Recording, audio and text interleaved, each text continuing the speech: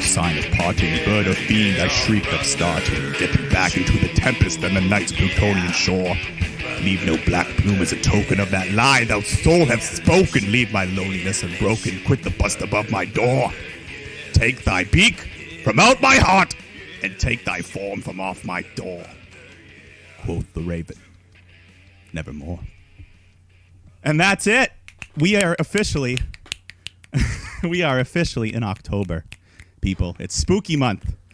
So I had to start off with a little classic Edgar Allan Poe. A little classic Simpsons. Well, I thought that was The Simpsons. I was doing the James Earl Jones version.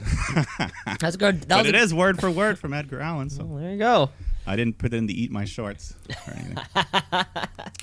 But no, this is not the Simpsons review. This is the Shoot Brothers podcast, the one and only wrestling podcast on Earth, hosted by myself, Mike the Shoot Shepherd, and Cameron Thunderdome Osborne. Boom, baby. Boom, baby. It's been a week. Champions have clashed. Gold has been rushed all around. All the regular stuff in between. That's exactly it, Mike. It was another fantastic week of our regularly scheduled programming. So we have our normal fun show and a takeover on Sunday. Yeah, just like that. At least everything's back on track. The days are all lined up the way they should be now. So. All the days are as they should be. The NBA Finals are going on. Of course, we have Wednesday night and trivia later. But before we get to the week, let's bounce off a new Tweet of the Week champion. It's the Tweet of the Week. It's the Tweet of the Week. Oh, boom, boom. Bet you didn't see that swerve coming. Kicking off the show with, the most illustrious title in the Shoot Brothers canon, I think.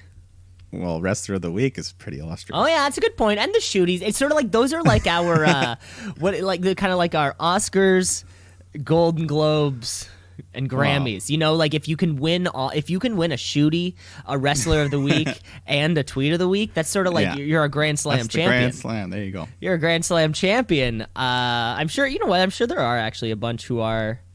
Yeah, we've had a couple. Yeah, Bray Wyatt. Well, I guess we've only had one round of Shooties. So Bray Wyatt would be a what's it Triple Crown? Grand Slam champion.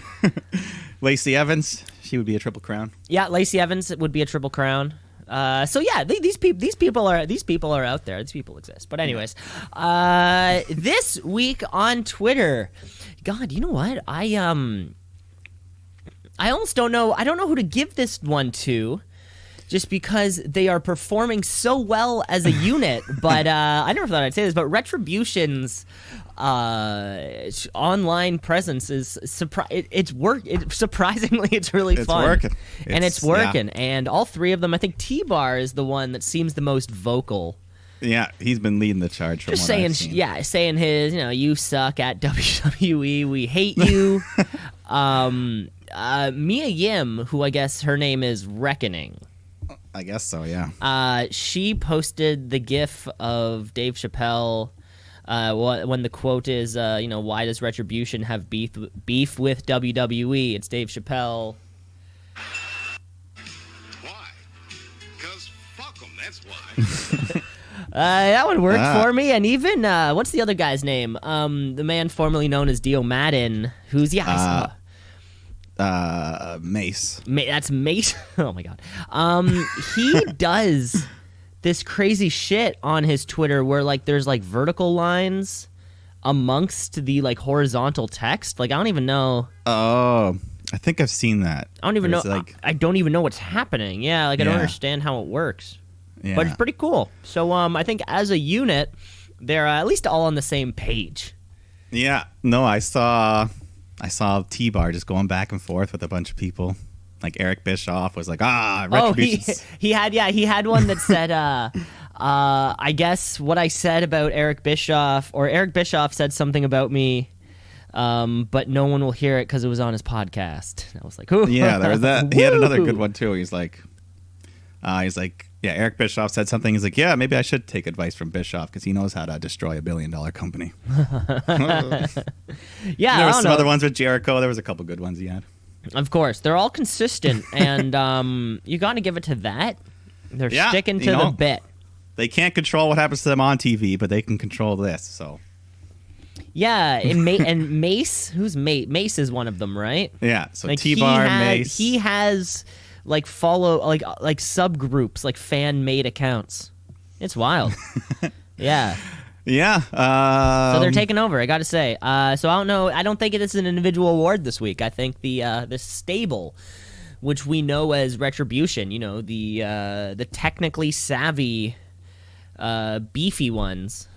I think the whole unit has to walk away with this championship. That's fine. Like we said, that happens at the Grammys. The band wins. They all just go up and take the award. And it's fantastic. Yeah, there you go. Retribution. I think I heard the other name. So there's Reckoning, and I think it was Resistance or something weird like that. There was another R name for Mercedes. Oh, yeah. Who knows? Weird. Hopefully they're all just short-lived anyway. I wonder who's who in like an A-team type thing. Like which one? So if they're like a crew, like one of them does gadgets, one of them is the brains, one of them. Who's filling these Scooby-Doo type roles? Well, T-Bar seems to be the leader, at least we know that, right? Yeah, he seems to be the main guy. So he's the Clooney. So if this is Ocean's 11, he's Clooney. Okay, well, and they have their tech guy. Their little nerd. Who's the tech? We always need a tech guy or girl. I don't know. Maybe we don't know yet. Maybe we don't know yet. More clues will lead us towards getting those answers. Mm-hmm. But in the meantime, and in between time, we got some pay-per-views and stuff going on. Yeah, let's get to those. What happened on Friday? Of course, we have our Friday Sunday thing. What happens on Friday to set up Clash of Champions? Well, we can skip over most of the in-ring action. It was all just more. It was actually a good episode of SmackDown, but anyways, the main shit comes pretty much at the end of the show. The final two segments for the best stuff. So Alexa Bliss faces Lacey Evans. They have a fun little match. Lacey goes for her moonsault. Alexa avoids, and then the lights go all red, and we hear the screeching of the Fiend's entrance. And throughout the match, Alexa just looks like a psychopath because her hair buns are becoming all disheveled, and it looks awesome. But so she just beats the shit out of Lacey. Doesn't break the count at the 5, so the ref DQs her. And then they go out to the floor. Alexa hits the Sister Abigail, and you asked last week if we think they actually kissed. If the lips make contact. Yeah. So I made close. I distinctly heard the smooch this week. Oh, you heard the smooch. I heard so she was really playing it up because you never hear Bray Wyatt go. Mwah. No.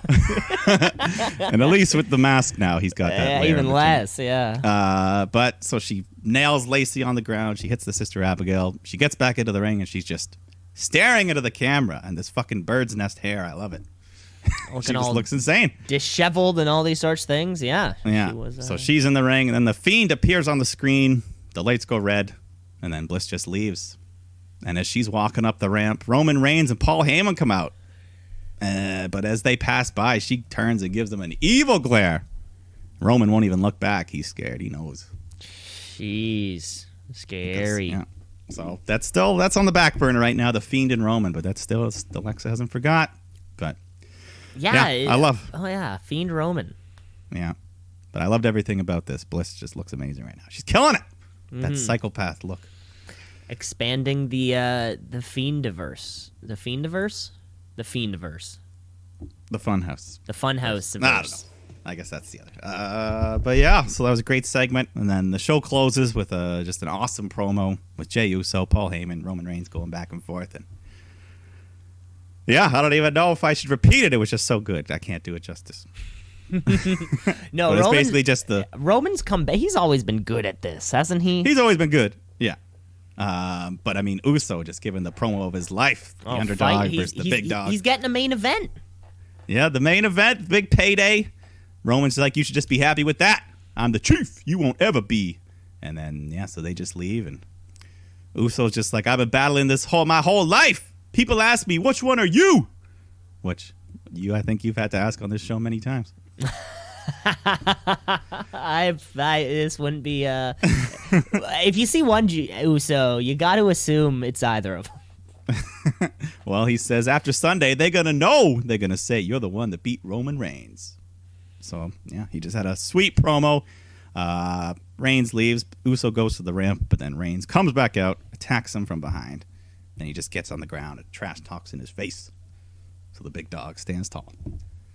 Just adding more hype to that good angle they got going. Stands tall to end the show in what's going to be our pay-per-view's main event. Let's just jump right to that pay-per-view, shall we? Review. Yes, we got gold. It's the gold rush. Clash Champions Gold Rush, which means that all the gold is rushed. Or is it? or all the rush, or it's rush. No. Like Rush? Like Rush. Rush? Yeah, Like Rush the Canadian? Gold. It's like ABBA Gold. You know, ABBA Gold is kind of like that, like greatest hits of ABBA. It's Rush Gold. Okay. It's like greatest hits of Rush Gold. playing over top of continuous wrestling for 2.5 hours. I can see it. I can see it happening. But there was a pre-show. There's usually a pre-show. There probably is. Well, now on this pre-show, we are informed that Nikki Cross, Nia Jax, and Shayna Baszler have all been pulled. So, yeah, I saw that like in online before. I saw that on Twitter before the match happened. Yeah. So Bayley, she will still defend against a new opponent, but there will be no women's tag title match. So the Gold Rush is not complete. Oh, Sorry. that's too bad. Sorry to say. Was it a positive test thing?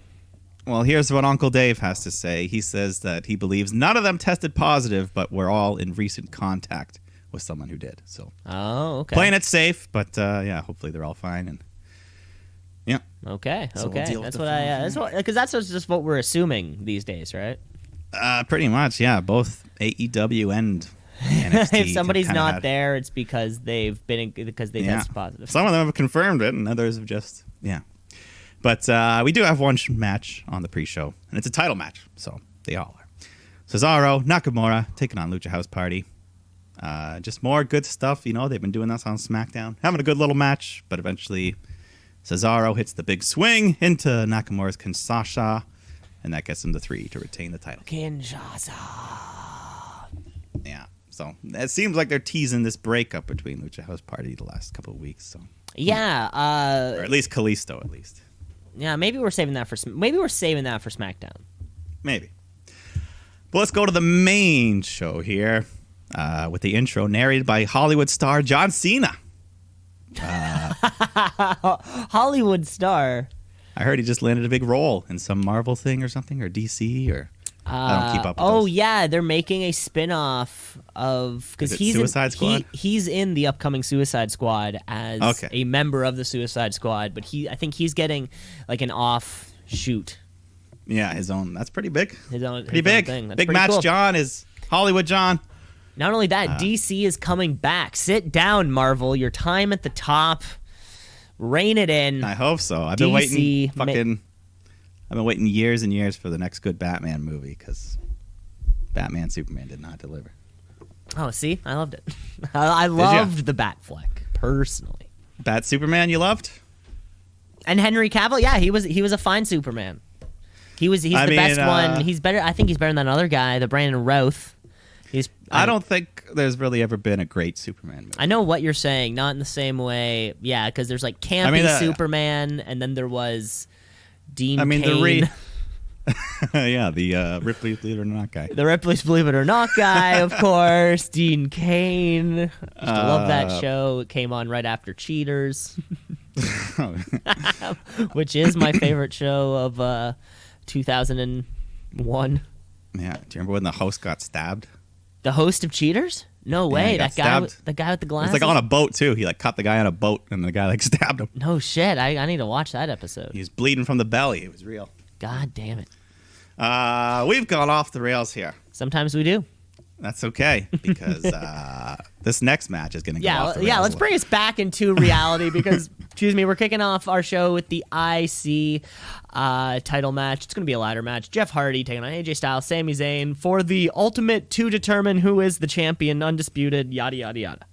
That's right. We got both belts hanging, just like the first ever ladder match in WWF with Razor Ramon, Shawn Michaels. Oh, that's fun.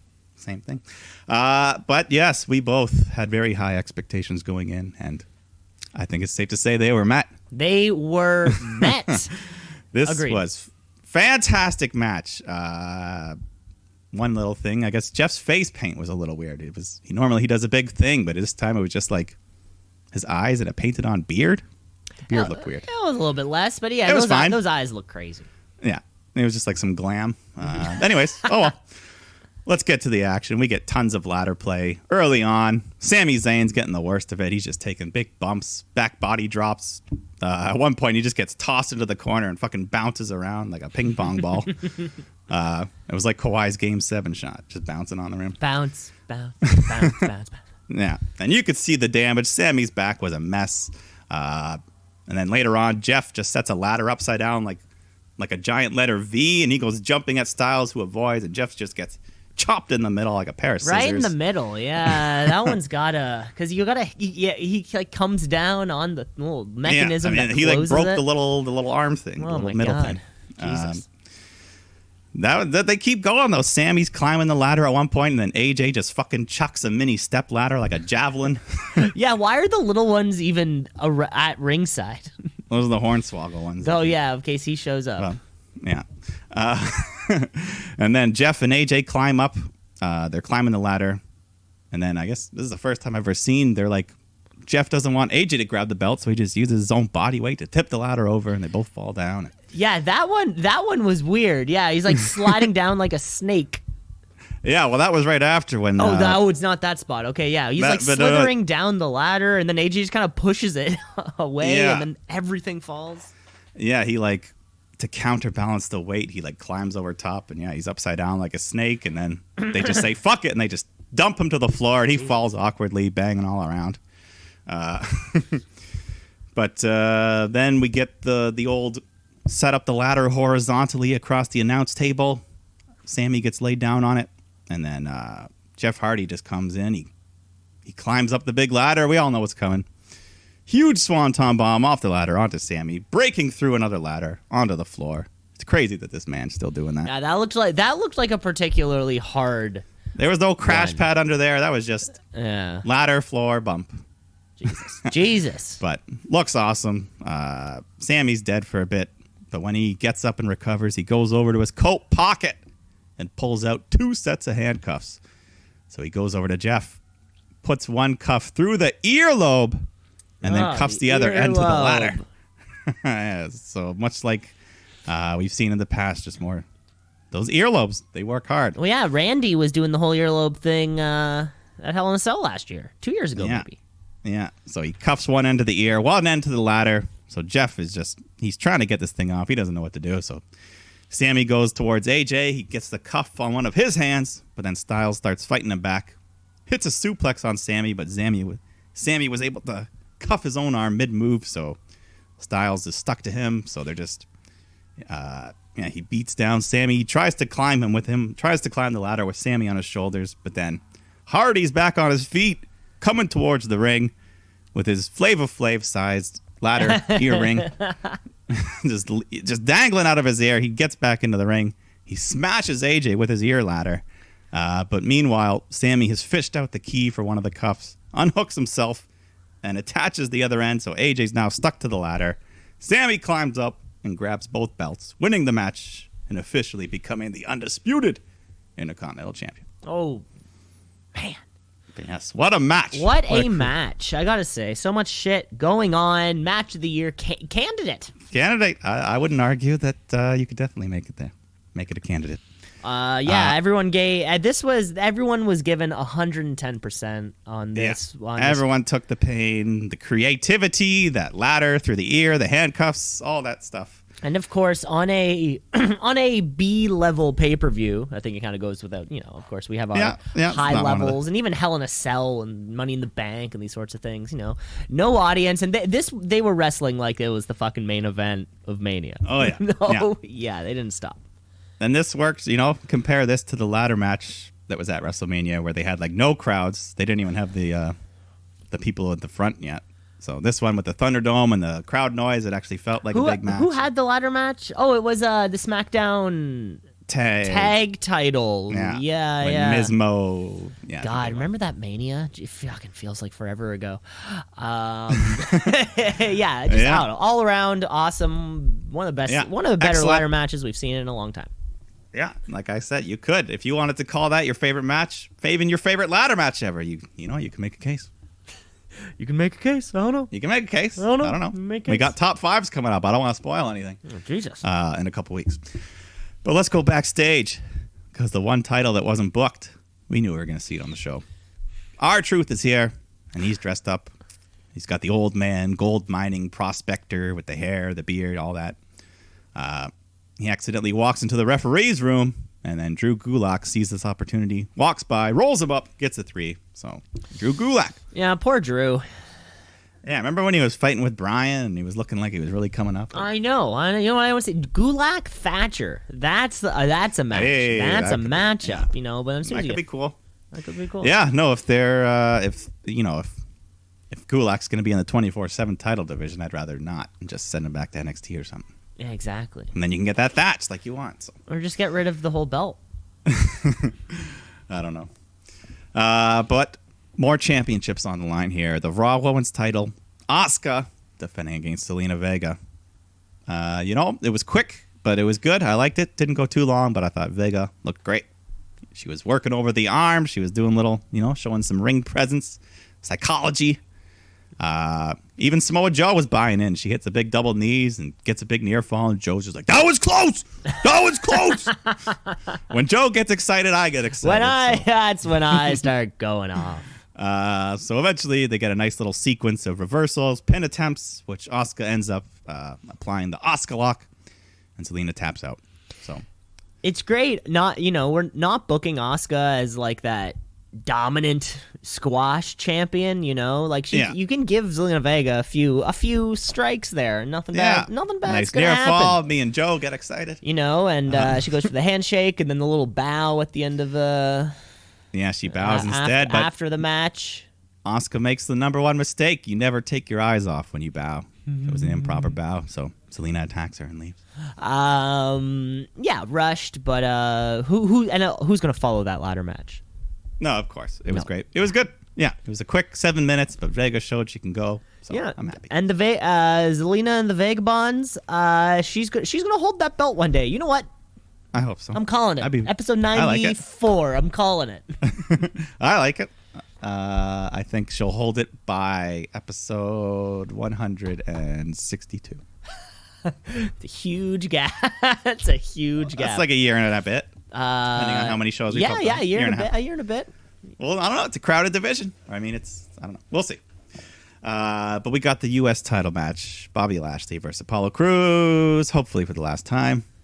Because I don't really have anything to say, Wrestling was fine. We've just seen it already. But Apollo gets some moves in. Lashley wins clean with the Hurt Lock. Fairly convincingly. So hopefully Apollo can just move on or join the Hurt Business. One or the other, but no more. No more of this. Yeah, no more of this. Especially if you're doing the big guy, violent MMA fighter powerhouse thing. Mm-hmm. Like that's more of you need to be fighting like Brock. Yeah, like that kind of a dominant match versus I don't know. But let's move on with this U.S. title. Thing. The Hurt Business, because as a group they're doing great. We just need some more interesting feuds for them. Mm-hmm. Excuse me. But let's move on. The Raw tag titles on the line here. Street Profits versus Garza and Andrade. And much like we were just saying the last match, we've seen this one too many times as well. So, but things were actually going pretty good. Dawkins, I think I said before, he's looking slightly slimmer. He's got an extra step. Trimmer and trimmer as the trimmer. As the weeks go on, it does actually seem like. Yeah, he's got an extra step now. He's, some extra height on those dives. Extra height on those dives, Mike. Like you said, we've seen this match before. Let's just get to the finish of this. Yeah, so things kind of fall apart when Garza hits this big knee strike on Ford, but then he plants his foot awkwardly and something happens. He's clearly injured. He goes down, talks to the ref, who immediately throws up the X sign. And I'll give Garza credit. He still stood up, hopped over on one leg to tag in Andrade before rolling to the floor. But then, much like the incident with Ivar a few weeks ago, I think they just kind of rushed to the finish that the performers didn't really know, because Dawkins hits his big spine buster, pins Andrade, who kicks out at 2, but the ref just counts to 3 anyways and ends the match. And Dawkins looked pretty pissed off after. Yeah, well, I wonder. I mean, that sucks. It just kind of sucks for everyone when there's botch finish. I think he was just pissed about because he didn't know why the finish was botched. He was of course. Like at that moment, you're like, "What the hell happened?" It's like, how do you quickly communicate to everyone, "Hey, match is over." Yeah. So Garza, we don't know. Looks like a leg, a knee, a quad. Who knows? But he was just kind of tended to by the medicals as the Street Profits leaves. But this was probably still the finish, right? Yeah, I think Street Profits are probably going to win anyways, but yeah. Bummer. Hopefully. I mean, it sucks that he's injured, but at the very least, they don't have to fight it again. Yeah, we'll see. But yeah, we have to move on with this. We'll move on with the show, but not only this Raw, then there's also this Raw Tag Team title. Yeah, please. Yeah. And of course, we had to go back. Gulak's getting interviewed about being 24/7 champ. R-Truth rolls him up and wins it back. There you go.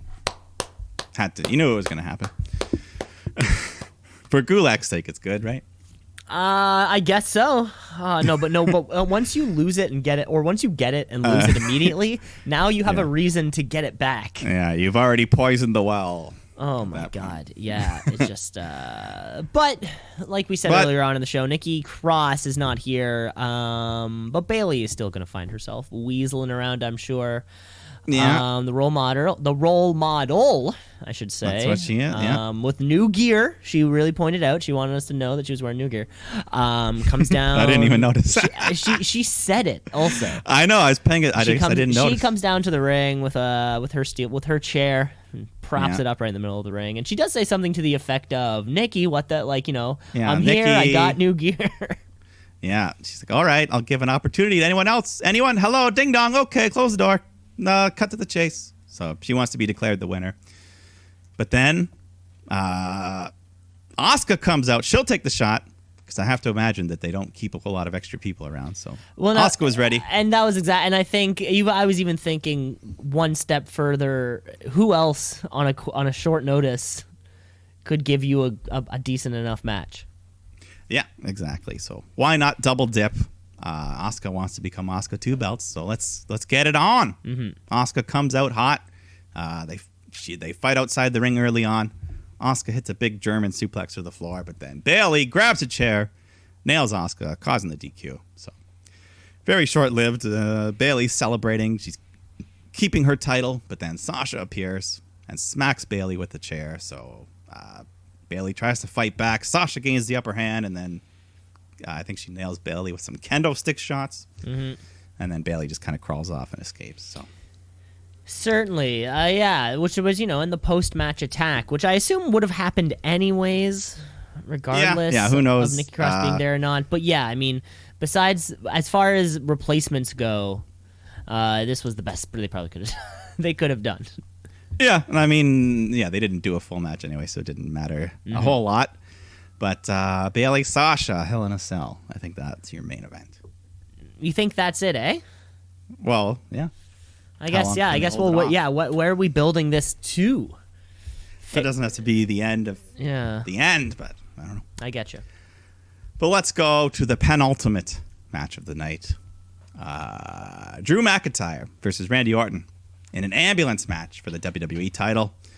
So the only way to win is to put your opponent into the back of the ambulance and fully close both doors. Okay, but they kept saying you had to fully incapacitate them, which I understood, but didn't get how they would check.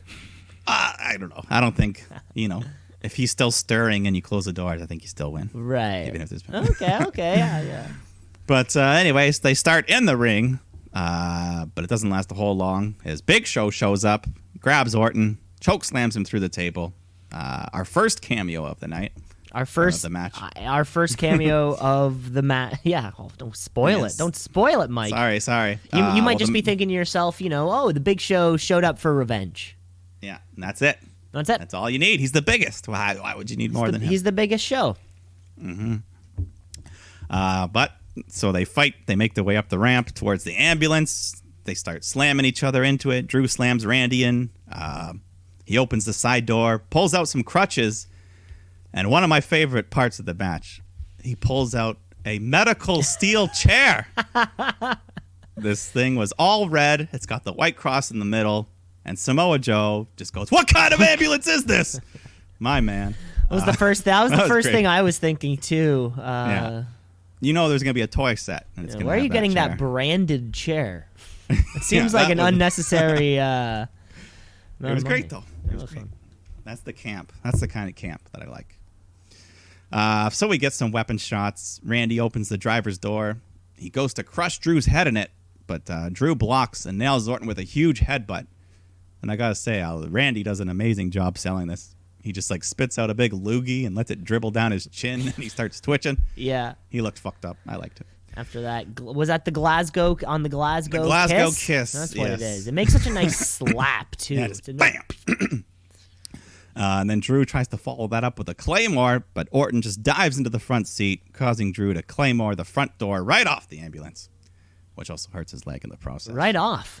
Right off the bloody thing. But so the fight moves backstage. Orton's in control. When Christian shows up, he unloads on Orton. He smashes him into the catering table. So there's cameo number 2. Orton comes up and it like bloodies him up. It looked like it was not a gimmick table. It was just the real. And it was like actual it seemed like metal cookware. It wasn't all like, it was weird. It was a weird setting. Yeah, that was so they fight back onto the stage over to the ambulance. They climb up onto the hood where Randy slams Drew onto the windshield. And this ain't no gimmick. It breaks. It cuts up him. He's all cut up on the back there. So then they climb further up onto the roof of the ambulance now. Orton punches Drew. McIntyre's just like hanging off the edge, so he steps on his hands, causing him to fall. But then Orton turns around right into a sweet chin music from Shawn Michaels. And then Orton's just kind of teetering, so he pushes him off the roof. So there's cameo number 3. But both men, they're hurt. They're just slugging it out on the floor now. At one point, Orton gets Drew in the back of the ambulance. He's got it won, but the man, he's too cocky, takes too much time closing the doors. So Drew just blocks, escapes, hits a Claymore, puts Orton in the back, but before closing the door, decides to give him the running head punt for good measure, and then closes the door and wins the match. And as he celebrates our final guest appearance, Ric Flair appears in the driver's seat to take Randy to a local medical facility. I think the cameos were the best part of this match. Definitely, we've seen these guys two go at each other. What it fucking feels like. I mean, not It's been a couple months now, right? Not quite a Street Profits Viking Raiders level, but it's been a few months. It was like a pretty fun. It was match. fun. It was weird for me though that Drew, the babyface, has all this interference to help him win, and he barely won. Orton didn't have any help, but he almost beat Drew. So it was kind of weird booking for me in that sense. That's a good point. Yeah, but I do like the spirit of all these legends getting their revenge. Yeah, he deserves it. I mean, I can't say he doesn't deserve it, and it's within the rules. So I mean, Drew, he wins. It's all within the rules. I mean, the question is, how do we book Drew McIntyre and the WWE Championship going forward? Well, I feel like you're going to get one more of these. We'll get one more at Hell in a Cell. Yeah, and then hopefully. Is that the next pay-per-view? Yeah, we still got that's not till the end of October, so we got a whole month. Pretty much. Okay. We're good. We got a whole month to book this. Let's go. It's no problem. But let's go to the main event of the evening. We got Roman Reigns, the big dog, defending against Jey Uso, the underdog, in the Universal title match. And this is just a way, 3 weeks of build, and it's just been amazing. Awesome story. Uso comes out. He's got the traditional, I guess, a Samoan lei. Is that what you'd call it? That's what you lay. Like if you're going to Hawaii. Yeah. I don't know if it has like a more specific term, but yeah. So he's got that, and then Reigns comes out, and now he's got his shirtless look.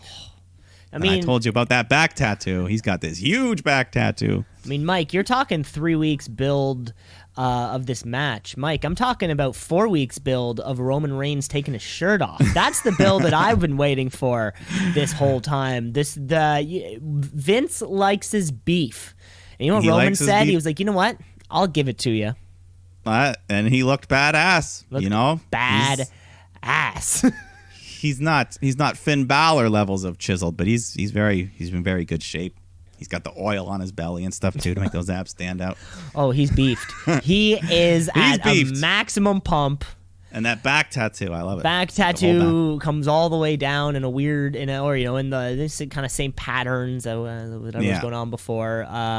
So still got the same music. The first 6 minutes of the match, all I could focus on was Roman Reigns. Roman Reigns. Well, and one of the benefits of having no crowds is they were really mic'd up in the ring. You could hear they were like telling a whole story just with their words. The speaking throughout this match was incredible, and half the time it was Michael Cole, shut the fuck up. And there was a few points where also you could hear that they had been turned down, like significant in the ring. No, or Michael Cole. Michael Cole and Corey Graves, because okay, they came from normal kind of commentary volume, and then that was like cut in a third. Yeah. Well, that's the way it should be for this match. Oh my God. Because Roman was just being a badass, just kept barking at Uso, telling him to acknowledge him as the tribal chief.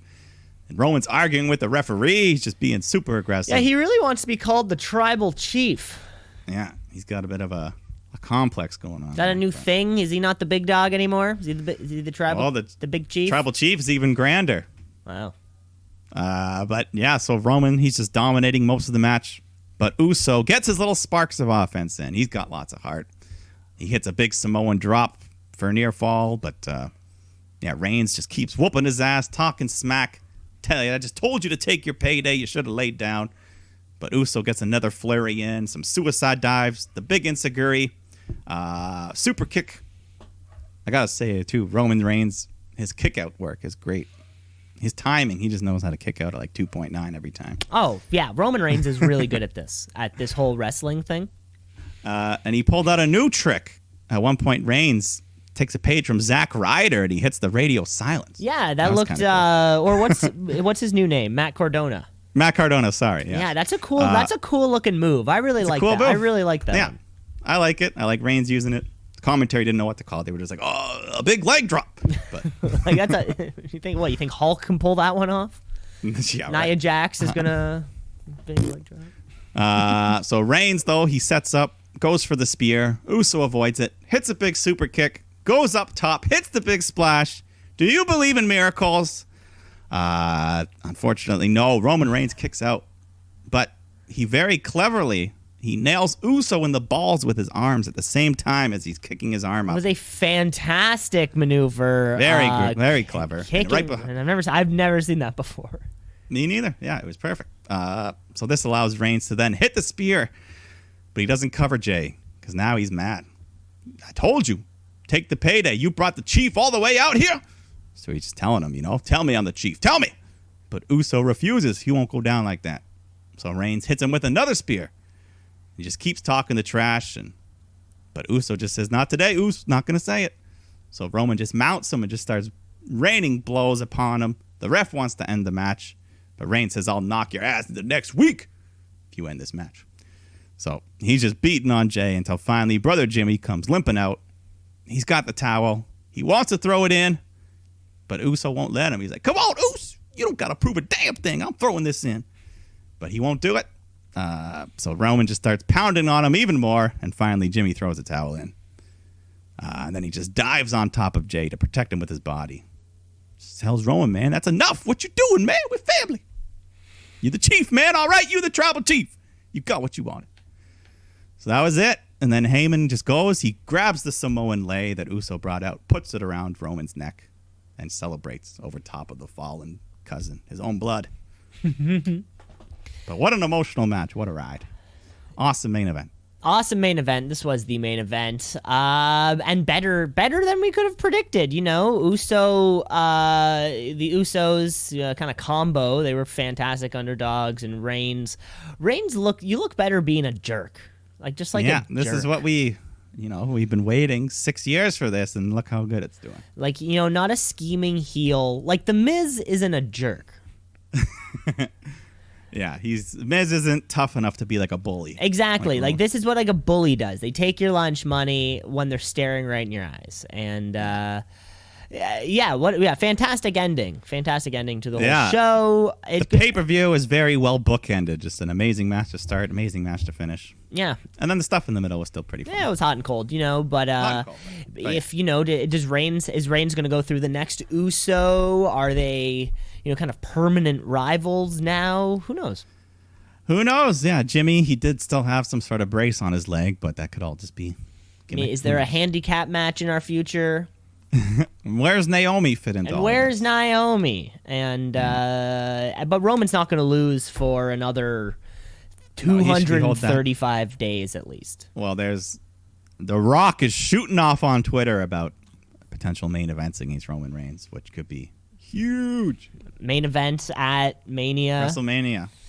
But that's one you got to save for crowds. You got to have a whole full-packed stadium for that match. That'd be wild. Yeah. But that was the Clash, the Gold Rush. Yeah, that was Clash of Champions, like you said, well bookended. Well bookended, yes, very much. Let's keep moving on with the week because Sunday turns into Monday, which means we do have a fallout. We do have a fallout because it is Monday Night Raw. Let's get raw.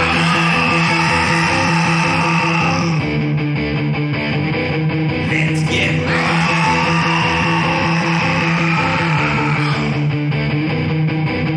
That's right. So show opens. We get all the legends from Drew's buddies, the ones that Orton's beat up. So yeah, they just kind of get on the mic. They bring out Drew. He gets on the mic. He puts them all over. And then at the end of the day, he says, "You know what? Being with all you legends makes me want to be a fighting champ. So I'm issuing an open challenge to anyone who has not already fought me for the WWE title." So that means no Randy, no Ziggler, no other people. Yeah. Guys like that. So, but we get in 2 title matches tonight because we get a women's title rematch. Asuka, Zelina Vega. I guess give Vega another crack because she looked good. She looks good again better than the first. Yeah, for sure. Better than the night prior. Yeah, she looked good again. Working those armbar submissions. She goes for a big moonsault, but Asuka gets the knees up, transitions right into the Asuka lock, and Vega taps out. So Asuka retains. Hopefully Vega just kind of stays in the division now. No more managing those other chumps. No more managing whatever the fuck's going on over there because, quite frankly, you got to move away. And hopefully not up against Asuka right away, Yeah, let her build her craft, fight the Natalias exactly. of the world. It's like you cycle through Natalia and Lana. Back and forth, back forth. And then the next time we see Asuka, you feel like you could be a threat. Yeah. I hate these empty threat championships where there's the odds. I'm not saying never because I know anything's possible, but the odds of Zelina Vega beating Asuka last night or on Monday rather. Yeah, very, very, very slim. Yeah, much like Vega herself, very small. 4'11". But afterwards, Andrade comes out, gets on the mic, and says, "Vega, you're nothing without me. You blame me for everything, but look at you. Asuka beat you twice. You're the weak link. I was holding this together. I'm the greatest." So, yeah, just further solidifying the split. But Keith Lee's the one that comes out, interrupts. So Lee takes on Andrade. And finally, Lee gets to just have a proper match. Mm-hmm. No interference. It was pretty quick, but, he got to look strong, hits a spirit bomb, gets the win. Way too fast. Also... Man, they're fumbling this whole Keith Lee thing. Yeah. So Andrade was just in the title picture the night before for the tag title, but nonetheless. And then, couldn't he have looked more competitive in losing? Or Well, especially after the promo, you think he'd be like, "Yeah, I'm on my own now," so he put up a good It performance. almost but- just felt like a squash. Yeah. Yeah. Keith Lee, I don't know what the hell's going on. We love him. Vince. Woof. And Yeah. also Lee, he was just punted last week, and now he's nonchalantly messing around with Andrade. Such an odd one. Yeah, I don't know. We go backstage. We just see some schmuck. He goes to try and sit at the Hurt Business lunch table. So they just bully him and take his food. Should have known. Should have known. Who was this guy? Who was this guy? Yeah. And in the COVID era, they just take food off his plate and eat it. That's kind of... Yeah. Well, I guess they're in a little safe zone. You know, a little bubble. Yeah. But what you all been waiting for, we get some footage. Earlier in the day, Truth is playing chess against little Jimmy. When a ninja approaches and hands him a letter, it's from Tozawa. He's been eaten by a shark, but he wants to pass something on to him. Truth reaches, he opens a gift box, pulls out Tozawa's black belt. But of course, Tozawa sneaks up behind, rolls him up, wins the title. The ninja attacks him. It's Drew Gulak. But then Truth wins the title. I don't know. I would have been way more entertained if they were like, he's dead. He got eaten by a shark. And they were like, Yeah. okay, I would've I got guess more that's at the that. end of it. And then they just move on. Yeah, me too. But unfortunately not. Yeah, can we just take a moment of silence for the fact that this is still happening? Nice. More backstage. Seth Rollins approaches Murphy. He sees him in his ring gear and he says, "What are you doing? You don't have a match tonight. I got a suit just for you. Go put it on." But maybe Rollins ever think maybe Murphy wanted that open challenge spot? That would have been huge for him. That would have been big. Who knows? It could have Yeah. happened. But so Murphy leaves to go change, but he forgot his phone, which Seth slips into his pocket, the little snoop. Huh. Why would Seth have Murphy's phone? He's a jealous man. Suspicious. But let's go. Jerry Lawler's here. We got King's Court. And he brings out his guests, the Mysterio family. And, just kind of talk about last week and Seth trying to disrupt his family and all this bullshit. So Dominic says, yeah, this stuff's gone way too far. And King's like, oh, what about you and Aaliyah, Ray? You called her naive. And Murphy, what's going on there? So Aaliyah just gets on the mic and says, she's a little upset, but at the end of the day, I am still young. And with Murphy, he came next to me. I didn't go to him, so I don't know what to think. But whoever surrounds themselves with Seth needs to reevaluate their life choices. And this is when Rollins appears on the Tron. And he just says, sorry, but I got to tell you something. It's the truth. One of you is not being fully honest with the family. And if you don't believe me, just take a look. And we get some screenshots of Murphy and Aaliyah texting back and forth. Murphy's just like, hey, I'm here if you want to talk. And Aaliyah's like, yeah, I might take you up on that. By the way, happy birthday. Ray can't believe it. Seth is laughing. Aaliyah's shocked. She just explains, Ray, or Dad, he's not like Seth. He's not. And she walks out of the ring. The Mysterio family follows her. And Murphy just confronts Seth for stealing his phone. And Seth's just like, you think you can hide things? Truth isn't important in this relationship. So Seth's just kind of laughing in his face. Murphy grabs him by the collar. But then Dominic comes flying in, attacks Murphy until they get broken up. So the telenovela continues. What the hell is happening? It's a soap opera. What the hell is happening, Mike? Three things. One, I don't like at the beginning. They use the word young a few 19's pretty times, young. but whenever you say the word, it makes it feel like she's too young legally, not too young like, hey, he's 28 and you're 18, which I would wish they didn't use the word established her age is young. 19. Okay, but I know what you're saying. You know what and I'm I think saying? that's what they're going for. It felt a little bit forgot. They said like she's young, and I'm like, ugh, it feels like they're making it say like she's 16. And what else was I gonna say? Was this the first time we've ever heard this woman speak, Aaliyah? I think she had a couple words the week before. A couple words the week before, yeah. But this was more. Yeah, this was actually more. Yeah, fluent. Yeah, or more, or yeah. She'll need to work on her promos a bit. This little Romeo and Juliet thing, I guess it has to work. It could work. But Taylor Swift wrote a song about it. oh yeah, what's it called? It's Marry a love story, me, baby. Just Julia, never have to be alone. Right? Is they're gonna play? I hope they play. That'll that be the song. pay-per-view theme song for Hell in a Cell. Yeah, I hope there's some kind of montage of Murphy and Aaliyah, like they're going out for coffee, and one of them gets like a little like foam mustache, and then they kind of laugh as they wipe it off, Yeah, and then exactly. they're kind of like going through a meadow. Talk to your dad. Go pick While out Taylor a Swift white dress. plays in the background. This could actually go places. I like it. We haven't had a wedding in WWE in a while. I think Lashley Lana was the last wedding we had. Wasn't that? Did it? Yeah, there was a lot of shit. I mean, I don't actually know what happened. I don't remember the ending. Well, I don't remember think Liv showed up. They never I don't think they ever signed the documents. Hopefully, yeah, as it hopefully were. not. I think Murphy and Aaliyah, though, but kicking off to Vegas, that's in the cards. Hey, yeah, there you go. Speaking of Lana, let's just she loses. Yeah, so in a very Lana sloppy way. and Natty take on the debuting Raw team of Dana Brooke and Mandy Rose. Even though the draft's not for a few more weeks. We're getting a draft. Which they do officially announce. Oh Yes, my it's God. gonna. Part 1 will be October 6th on SmackDown, and then Part 2 on the following Raw. But yeah, anyways, what was the sloppy finish you were saying? Whoa. Was it a sloppy finish or there was a bad looking There was a move. Well, it wasn't Lana. Mandy hits this big exploder suplex on and Lana, and it looked yeah, bad. she lands on her head.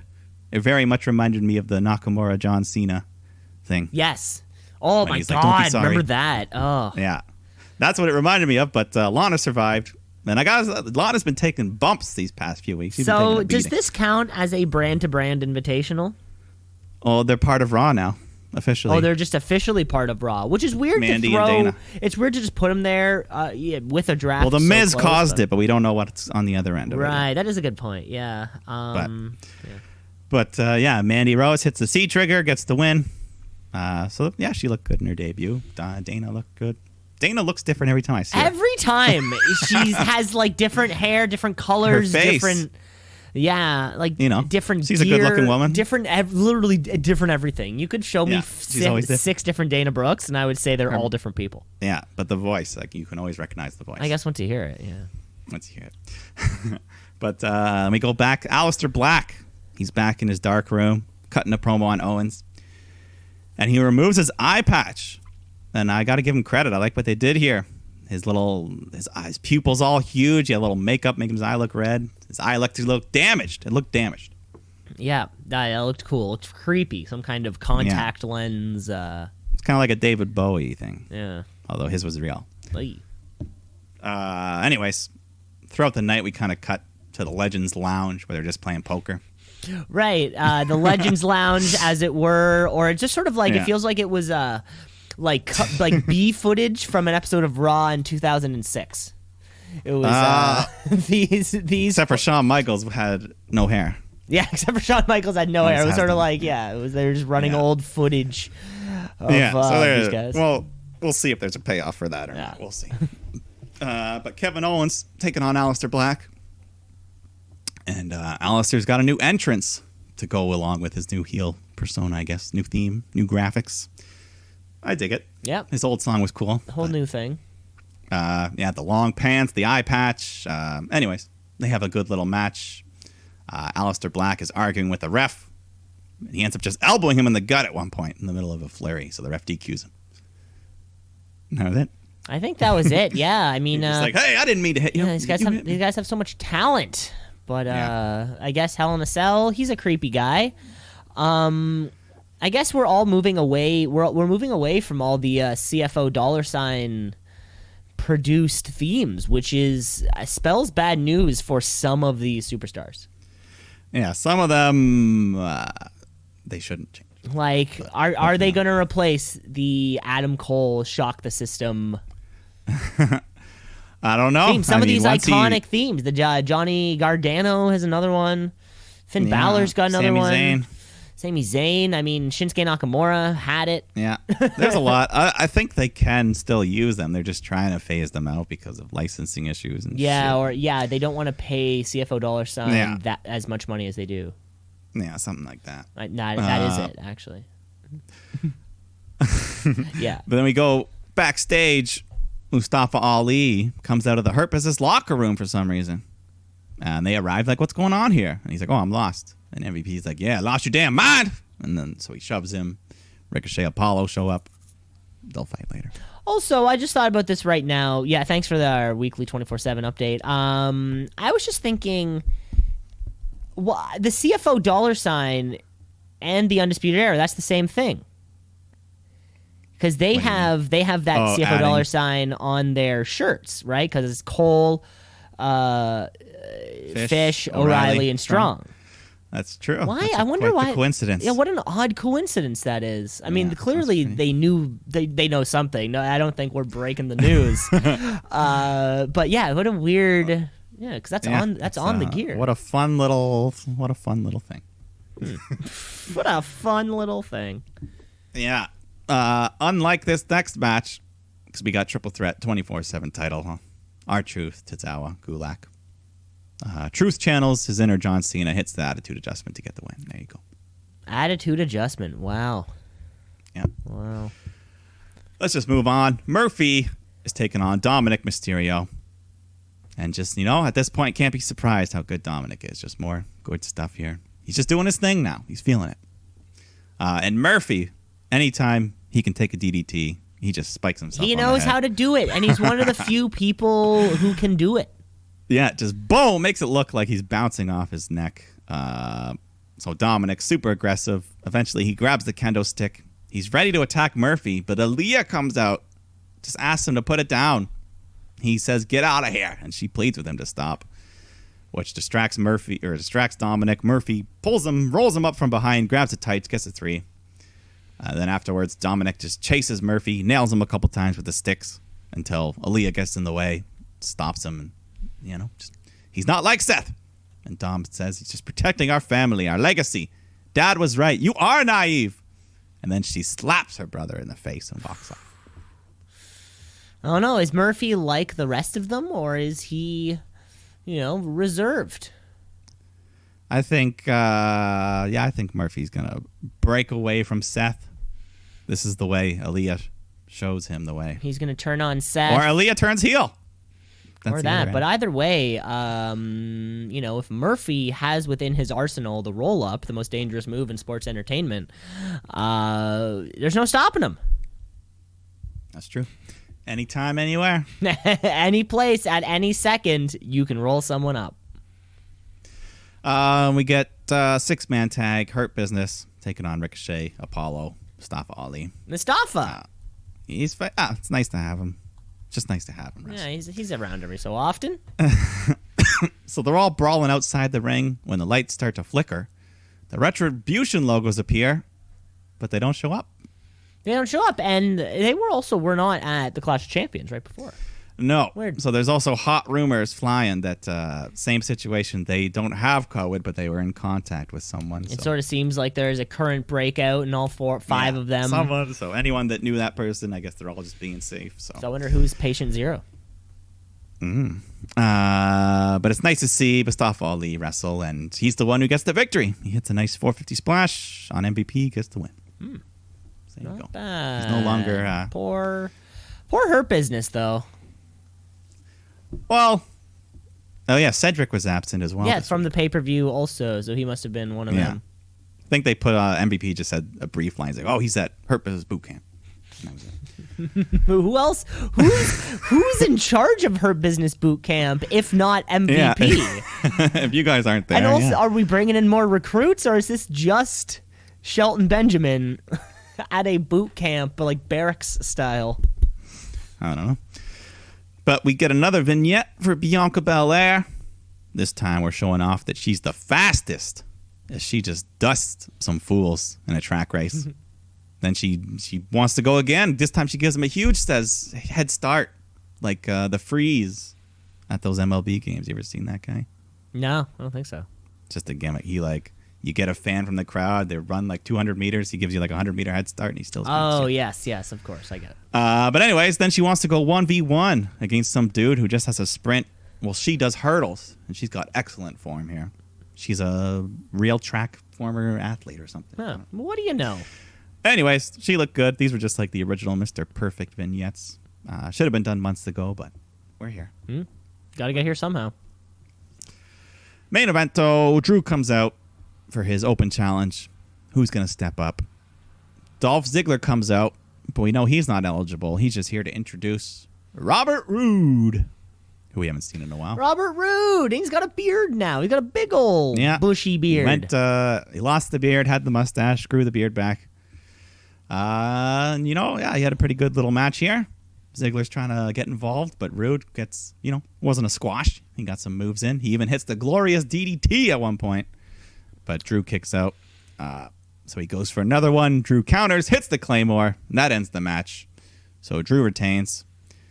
And then afterwards, we cut to a janitor backstage who's got a steel chair with him. And he just kind of sneaks up to Legends Lounge, takes off his face mask, revealing it's Randy Orton. Randy Orton wearing clothes that I've never seen him wear before. They covered his full arm. They covered all the way down his legs. He looked like a totally different person. He was in full cognito. He was playing Hitman. So he walks up to Legends Lounge. He pulls out this pair of night vision goggles, shuts off the lights, beats the shit out of everyone in the room in the dark. The lights come back on. The room's trashed. There's legends all over the place. Orton just puts his disguise back on and sneaks off as people run past him. He's great work, Orton. Hitman. Fantastic work, Randy Orton. Great all around.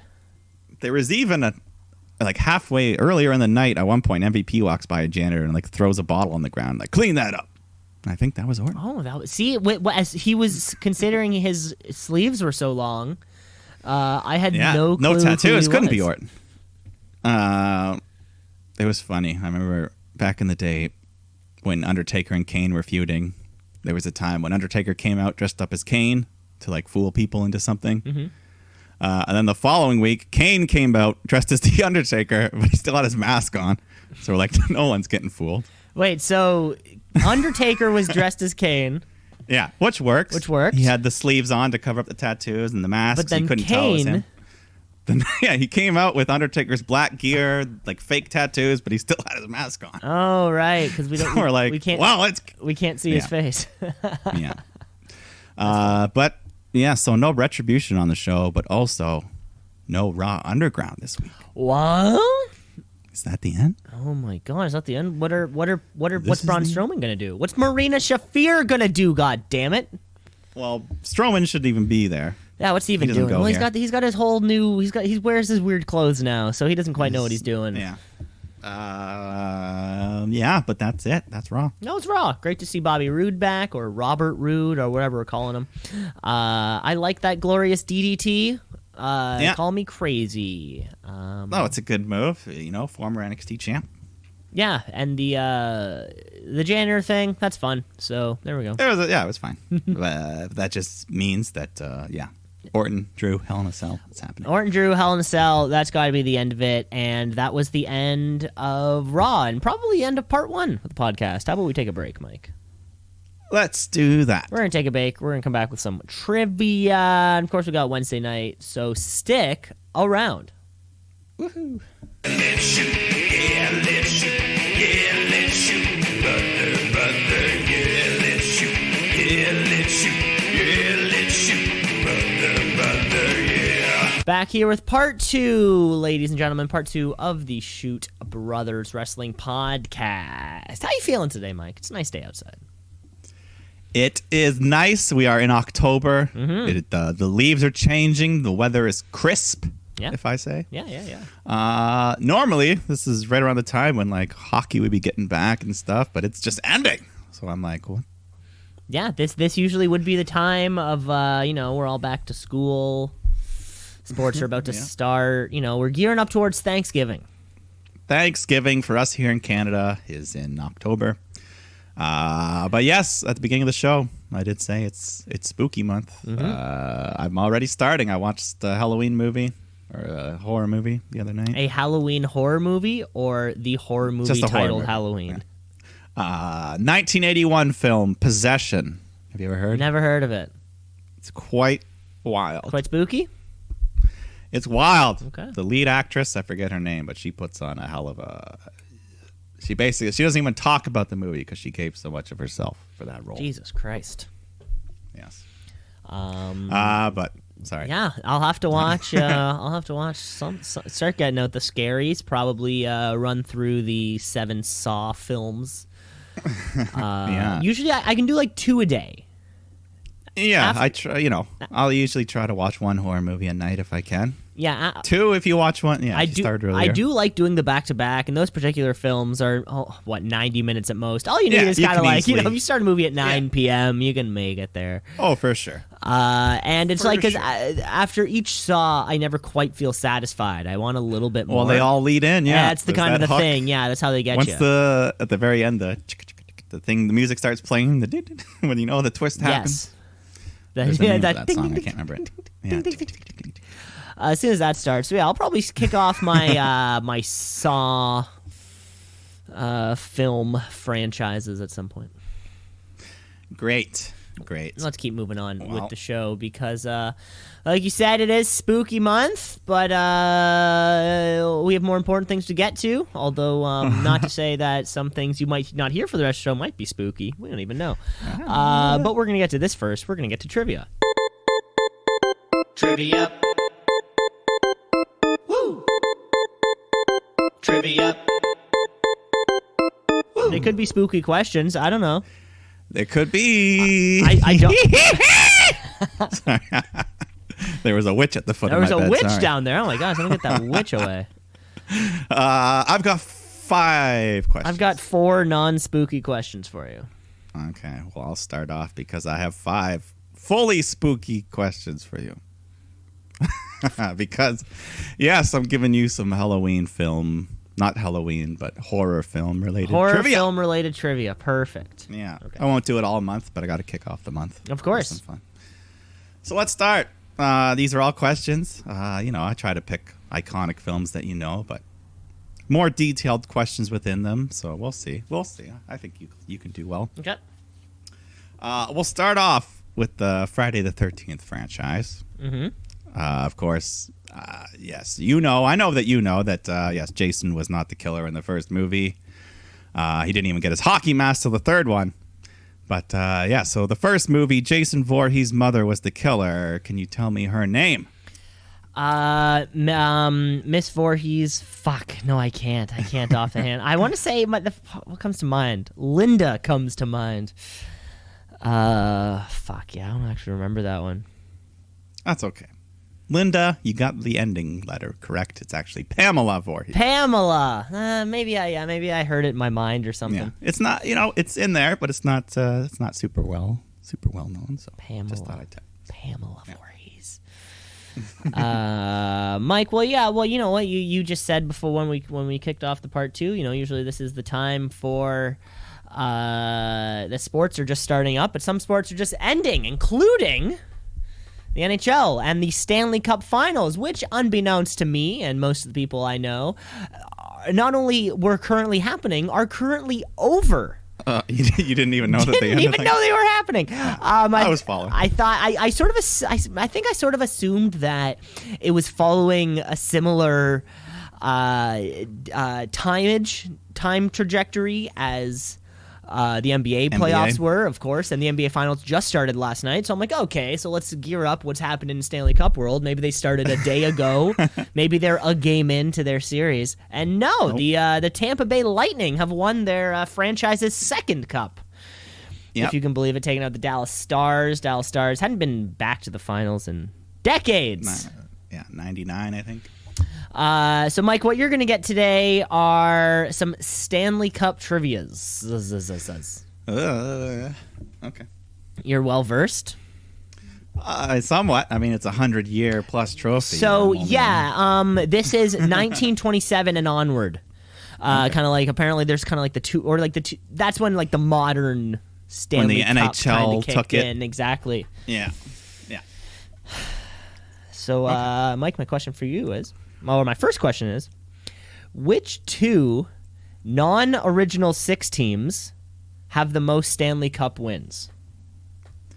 Non-original six.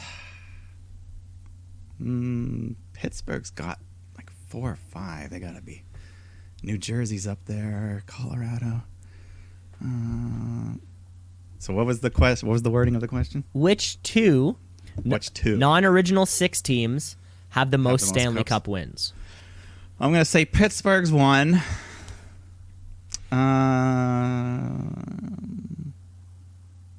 Non-original six. Pittsburgh. Let's go Pittsburgh and no, wait. No. Erase that. Erase that Okay, for sure. okay. Let's go Edmonton Oilers. How could you not? I'm gonna say Edmonton Oilers and New York Islanders. Mike, you should have stuck with your Pittsburgh final because Edmonton Oilers, yes, correct. They've won 5 Stanley Cups. The Pittsburgh Penguins have also won 5 Stanley Cups. Islanders must have 4. Islanders have they have 4. That is correct. And I think they were 4 in a row or something crazy. Something like that. Yeah. Damn. I should have. Oh well. Good stuff. Let me move on to my next spooktacular question for you. Spooky. One of my favorite horror films of all time. I'm sure you've seen it, of course. The Shining, the adaptation. The Shining. Stephen King. The Shining. The Shining. Jack Nicholson. Jack Nicholson playing an amazing role. So, of course, he's a writer. He's got his typewriter. He's working on a novel throughout the movie. When Shelley Duvall discovers what he's been writing, what is it that he's written? All work and no play makes Jack a dull boy. Say that again? All work and no play makes Jack a dull boy. That is correct. Boom. You nailed it. Oh, I know that one. And also, in the Treehouse of Horror, isn't it like all work and no beer makes Homer go crazy? Yeah. No TV and no beer. No Yeah, TV Homer and go no crazy. beer. Great parody, great movie, great everything. Great everything. All right, you got it. Okay. Second question for you. The three-peat is an illustrious, you win 3 championships in a row. Mm-hmm. Not many franchises, however, claim to do it. But Mike, my question for you is, name all the teams who have done it in terms of Stanley Cup wins. Okay. Montreal for sure. I'm going to say the Islanders because that's what I was thinking on the last question. So we don't. I have to know how many though. So Montreal and New York Islanders. Maybe the Oilers, but I feel like they might have gone 2, break 2. I don't know, but maybe. Montreal, New York Islanders. I'll throw in the Edmonton Oilers. So that's 3 teams with 3. Is there any? There's been a lot of back-to-backs, but. But the 3 in a row, that's the, Yeah. You know what? I feel like the Leafs did it, like in the 40s. So I'm going to say Toronto, Montreal, New York Islanders, and Edmonton Oilers. Well, Mike, sorry, I was trying to add some fanfare to it. You are right, though. The Canadiens did it twice, actually, on 2 separate occasions. The Islanders did it also. The Toronto Maple Leafs also. They did it twice in a row, also, which is kind of fun. Yeah, they could have had a 7-peat if there wasn't a fucking year. Something like that. But I got to say, it was the Red Wings and whatever. Who the fuck knows? But you were wrong on the Islanders. You should have gone with your gut. It was 2 break 1. Yeah. Should have gone with your gut. So I overguessed. Did I get all the other ones though? Yeah, you got Leafs. Canadians. Like, is there any that I missed? No. Okay. No. So I just overguessed. You overguessed. Yeah, you by 1. Yeah, you overguessed by 1. Okay though. That was fun. Fun to think about. Mm-hmm. All right. Next Halloween, Here's my next question. What young Hollywood hunk plays the boyfriend of Nancy Thompson in the original Nightmare on Elm Street film? Fucking Johnny Depp. Johnny Depp. That's right. Very young. Gotta be one of his first roles, right? And I, famously don't like Johnny Depp, so seeing him die upside down on the ceiling when his blood's getting drained out, that's nice for me. Why don't you like Johnny Depp? It's not a big Depp man. People have actors and actresses they like and don't like, and Depp just doesn't. Yeah. He doesn't fall on my. Is it based on his roles, or just how he carries himself as a human being? A bit of both. A bit of both. Okay. Yeah. Certainly, him, and he wears too many chains and accessories, and. Well, if someone were to ask me about my facial hair, I would describe it as a Johnny Depp look. A Johnny Depp look. That's how you would go? That's what I have. That's what I am. I think you need a couple more rings, though, if you want to pull off the look. No, I just mean the beard. The beard style, right. Yeah. You shave the thing between the beard and the mustache. Mm-hmm. Almost like the Français, a Francois. Van Dyke. I don't know. Something like that. All right. Bring me the next cup. Next cup trivia. Who has the most Conn Smythe trophies? This is another one. I feel like it's going to be an old, because it's got to be one of those guys, one of those teams that won like 5 or more cups or something. Yeah, I'm feeling like a Montreal Canadian again. Just because they won the most cups, so by virtue, But it's all the before my time players. Do you want me to give you a hint? I'm going to give you a hint. Because this is really going going down the wrong track. This is really going to change. This is really going to change it all for you. Okay. 1965 was the first year the Conn Smythe Trophy became a thing. Okay. Thank you. Yeah. Yeah. So, but yeah, there was 40 years of no Conn Smythe. That makes sense. That makes a lot of sense. Hopefully that helps. So, who has won the most Conn Smythe trophies? That is correct. Who has won the most? Okay, so it might not be that many as I thought. So post 1968? 65. 65. So that's pretty much expansion era and onwards. So that includes you got Gretzky, you got Bossy Coffee. 70s. Who dominated the 70s? Montreal is still hanging on.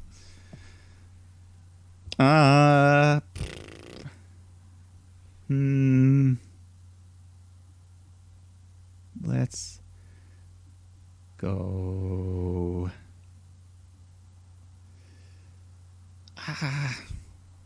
It's tough. It's a tough one.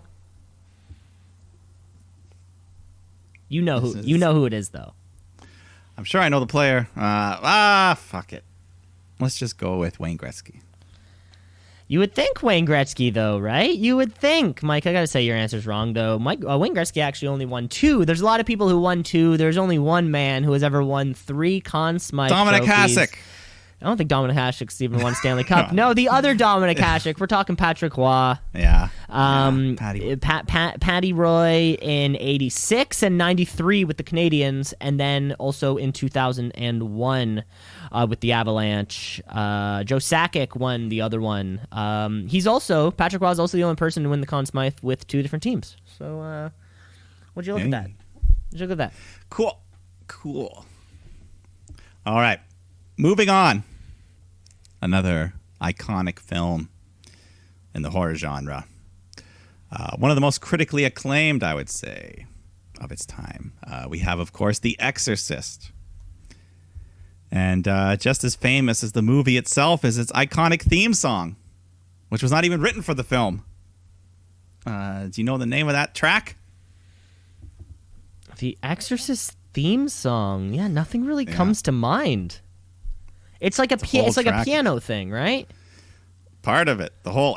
It's like a 48-minute album. Jesus, they took some of it and put it into The Exorcist. No, it's just like track. I honestly, nothing sticks to mind. It's a hard one. If you don't know it, you just don't. I just don't know it. The answer is "Tubular Bells" by Mike Oldfield. Tubular Bells by Mike Oldfield. Okay, I'll have to I'll have to listen to it after the show, because I'm sure First 4 minutes, you'd be like, oh, cool. And then it just goes and goes and experiments and goes all sorts of places.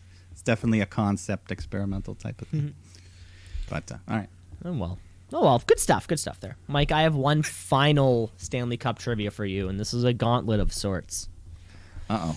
Okay, because the Stanley Cup being the most illustrious thing in the hockey world, or at least in the National Hockey League world, but not everybody has won it. So, Mike, my question for you is, what current NHL franchises have never won a Stanley Cup?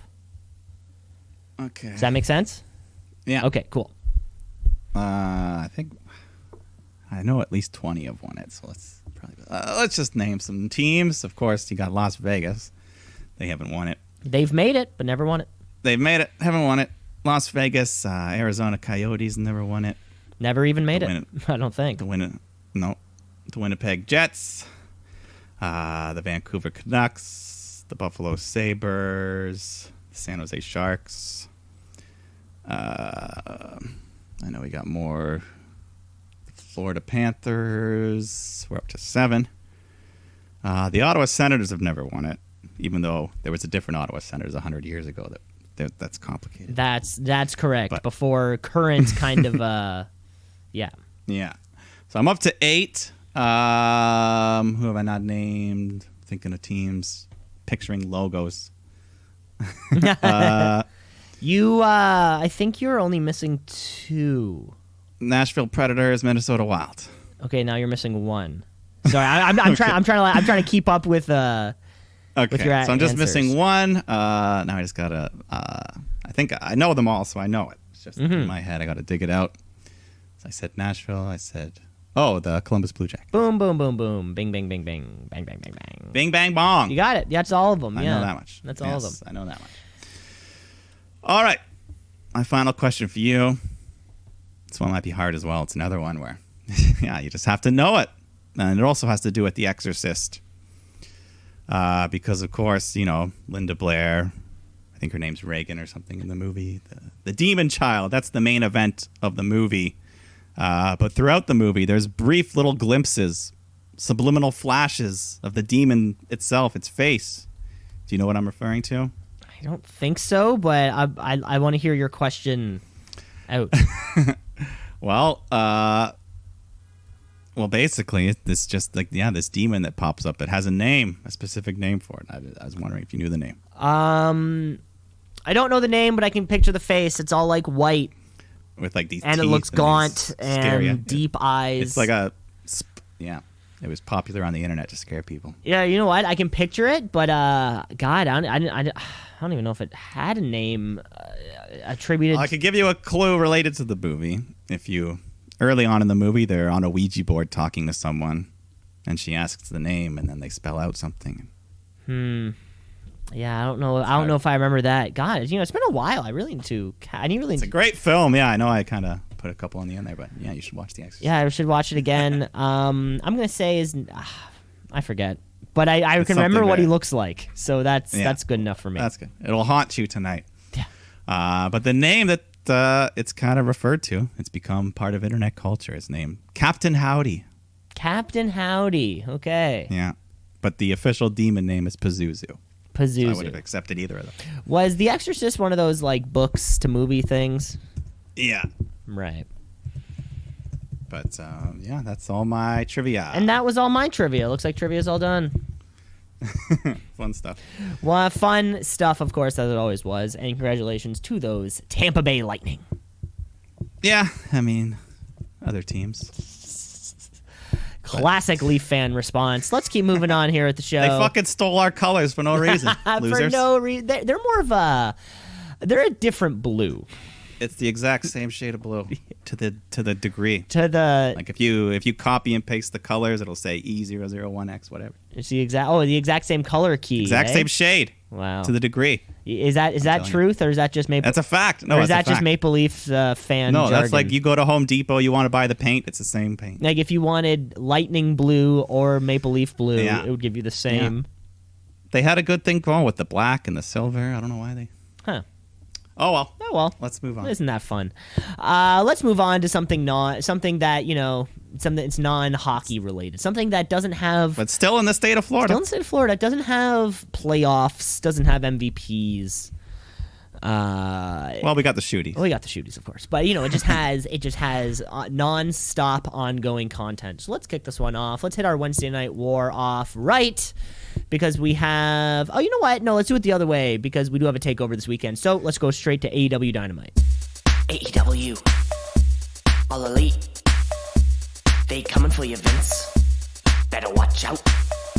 It's too sweet. Yeah, let's kick it, because we got Ricky Starks taking on Darby Allin. Kick it.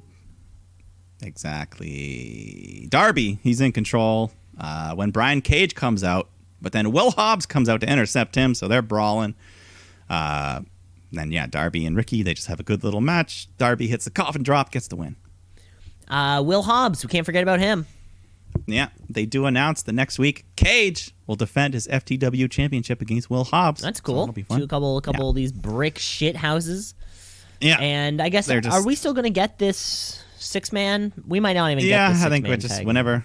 I mean, yeah, Archer's supposed to be back. He's supposed to get a title shot too, but all that's kind of getting pushed back till whenever. Well, I don't think know. is next week the 1-year anniversary show, or is it the week after? I think it's the 14th, so 2 weeks. All right, so I guess whether we get this 6-man tag or not, or if Lance Archer's even back in time, who knows? Well, I guess we'll see. But up next, Cody and his black hair come out.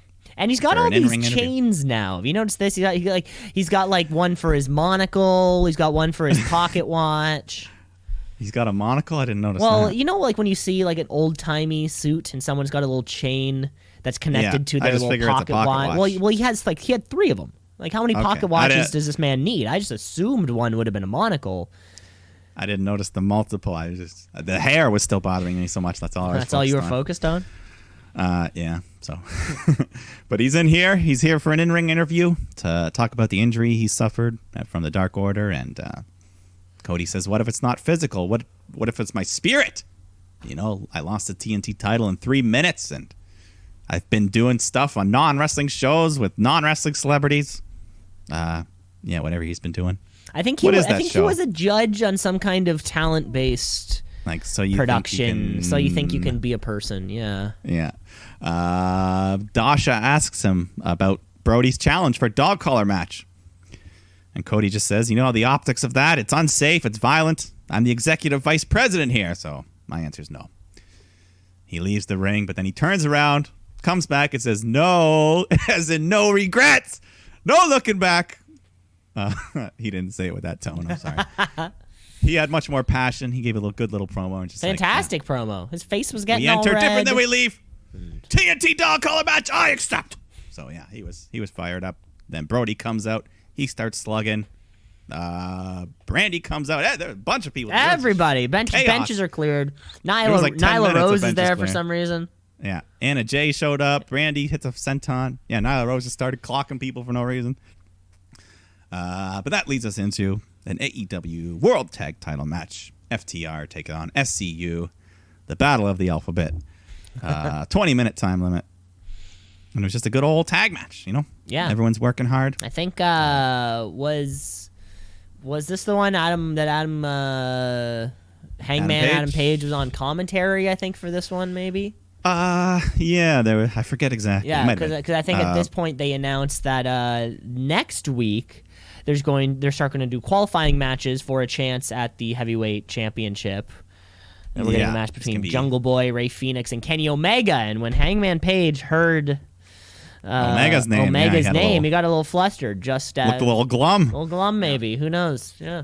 But I think it's safe to say Hangman will get a spot in that tourney, though. Yeah. So don't be so sad, young man, Hangman. But back in the ring, Scorpio Sky tries to suplex Dax, but then Tully just grabs Scorpio by the foot, yanks him down, and continues to hold the leg. I think didn't they do that to win? This little Tully hold down or something. Yeah. So as Dax is covering him as he's holding the leg, and that gets to 3. So FTR wins. Tully's shenanigans. Yeah, keeping undefeated. They're like 10-0 now. FTR.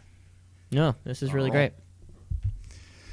And then we go Isaiah Cassidy taking on Chris Jericho. Cassidy just comes out hot, gets a bunch of moves in early on. He steals Jericho's own code breaker for a near fall. But then he goes for a springboard into the ring, and Jericho just hits him midair with a Judas effect. And that's the finish. And then after the win, Inner Circle, they're celebrating. They attack Private Party until Matt Hardy scares them off. And then, for some reason, Jericho and Hager just start fighting with Luther and Serpentico in the crowd. That was an odd choice. And then JR starts trying to put him over as like, that was from WCW. That is the main rival. I was like, okay. But I think that's a match we're going to get on the 30th. So next week is the Chris Jericho 30th anniversary explosion. Yeah. I think. I don't know. I didn't catch all that. Oh, you didn't catch all this. The explosion for next? Is it just a celebration or something? Yeah, just remember when we had that Triple H 25 years thing? Yeah. I think we're doing the same thing, So we're but just doing Jericho's got 30. I think that's what I remember seeing. So I think Serpentico and Buddy Luther is the match against Chris Jericho and Jake Hager. All right. Then we cut to an arcade where Miro and Kip Sabian are hanging out and I guess trying to plan the bachelor party as Miro talks to world record video game player Billy Mitchell. I had no idea who that was. Billy Mitchell? Yeah, enough. It's probably like 5% of the audience might know him. Okay. Yeah. Have you ever heard of the movie The King of Kong? No, never have. Okay. But is he the king of It's like Kong? a documentary. It was like a documentary that got pretty popular about two guys competing for the world record score in Donkey Kong arcade game. And Oh, that's cool. he's like the villain. He's like, it's a documentary, but he comes off as such a dick, like a villain. Yeah, he looks slimy. Yeah. Anyways, there's your Billy Mitchell story. But we go Dasha. She interviews the best friends and Orange Cassidy, but they get interrupted by FTR, who just insult them. And then the best friends go to punch them, but they flinch. And Orange Cassidy calls them weenies, and they walk off. Bunch of weenies. Yeah. I like that. JR's like, can you say that on television? Okay.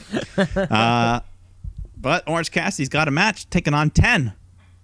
10 gets a couple moves in, but then OC nails the orange punch and follows up with this awesome move called the beach break, which was just like an Alabama pile driver. That's what I'm calling it. Okay. Yeah, That was a really cool it move. looked pretty cool. Yeah. So he gets the win, and then we go backstage. MJF, he walks into the Inner Circle dressing room to give a present to Chris.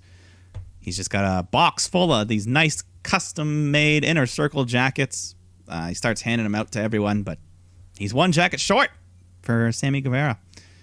So he blames Wardlow, and then they're just like, whatever, Max, what the hell are you doing here? Jericho says, I asked you a question a long time ago. Do you want to join the Inner Circle? And MJF says, I don't want to be rude, but I asked you, do you want me to join the Inner Circle? So they just go back and forth on this.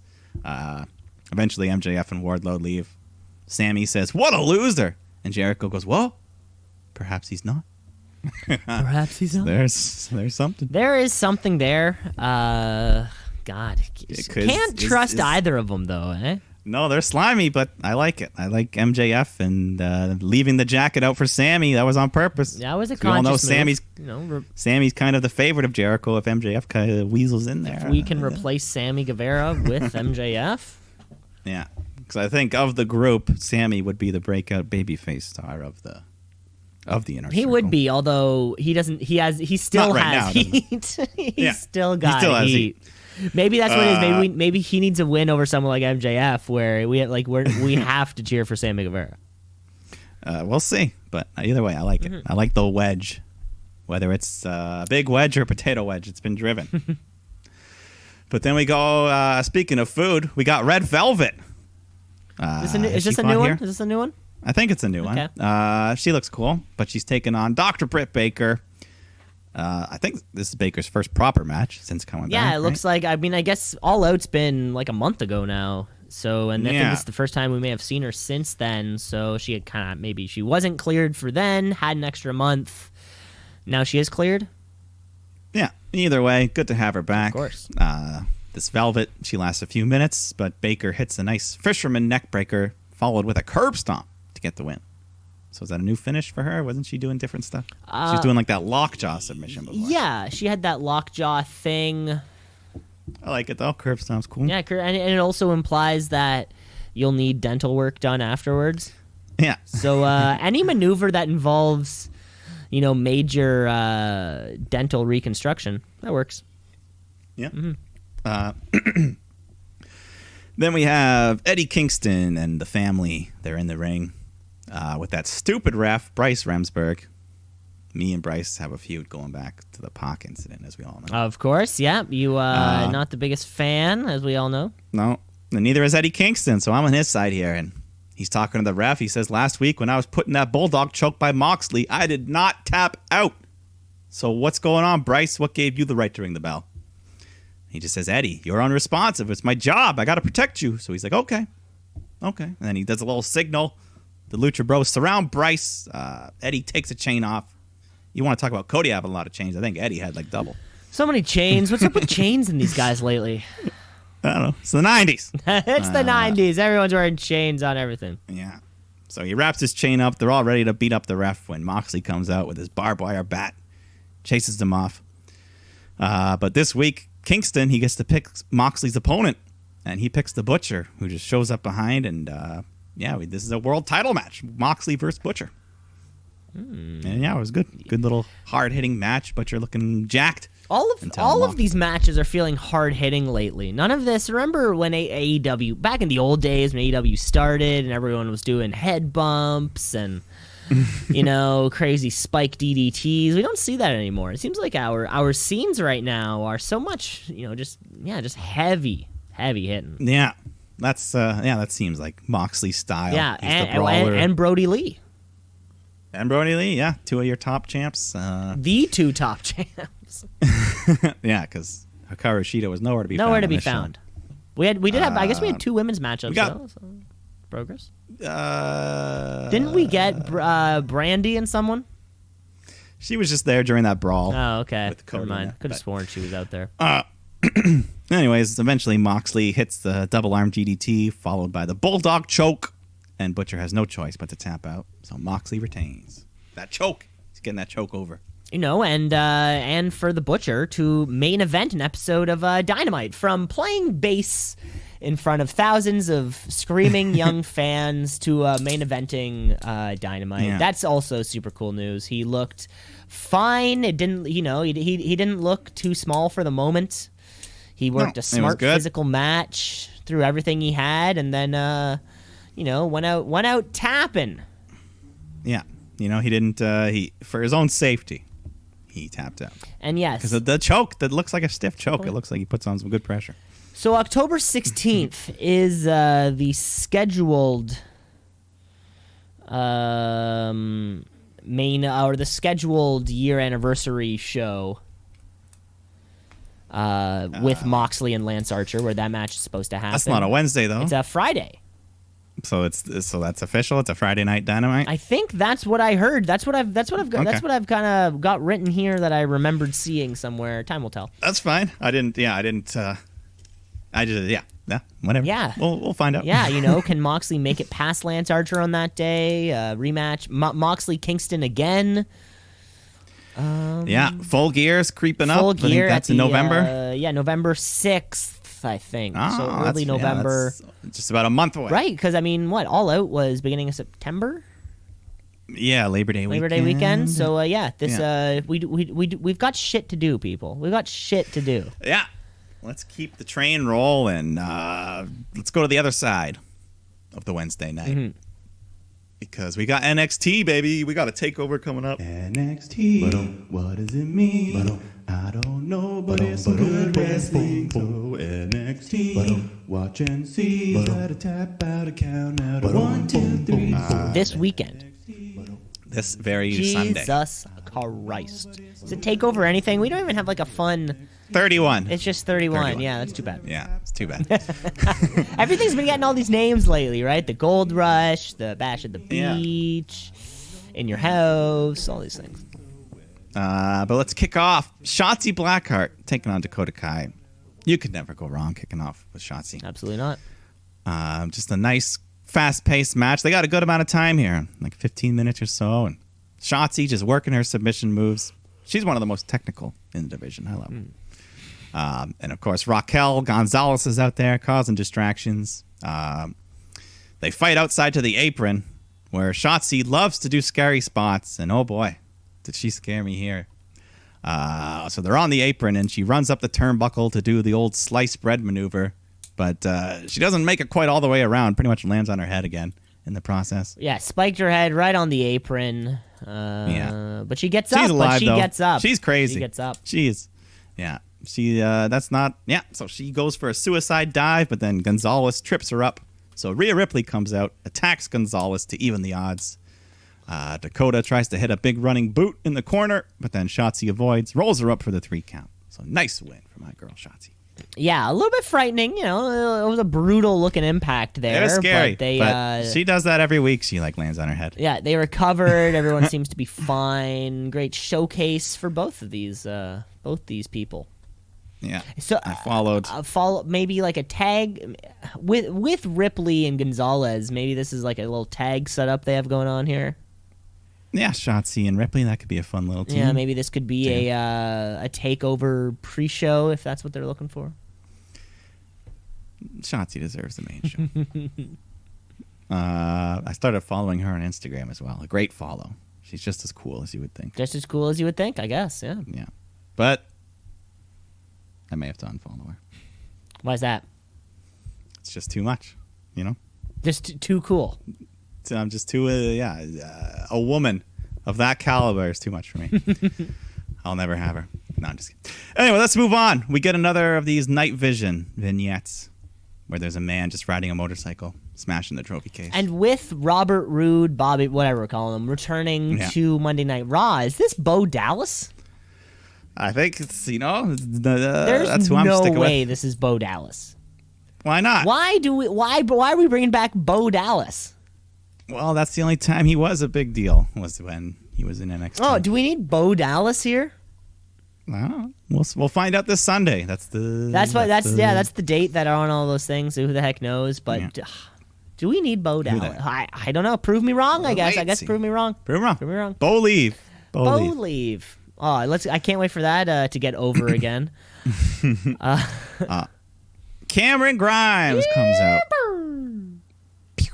to cut a promo about last week, that Gauntlet Eliminator. And this week he wants to have a Cameron Grimes Open Challenge.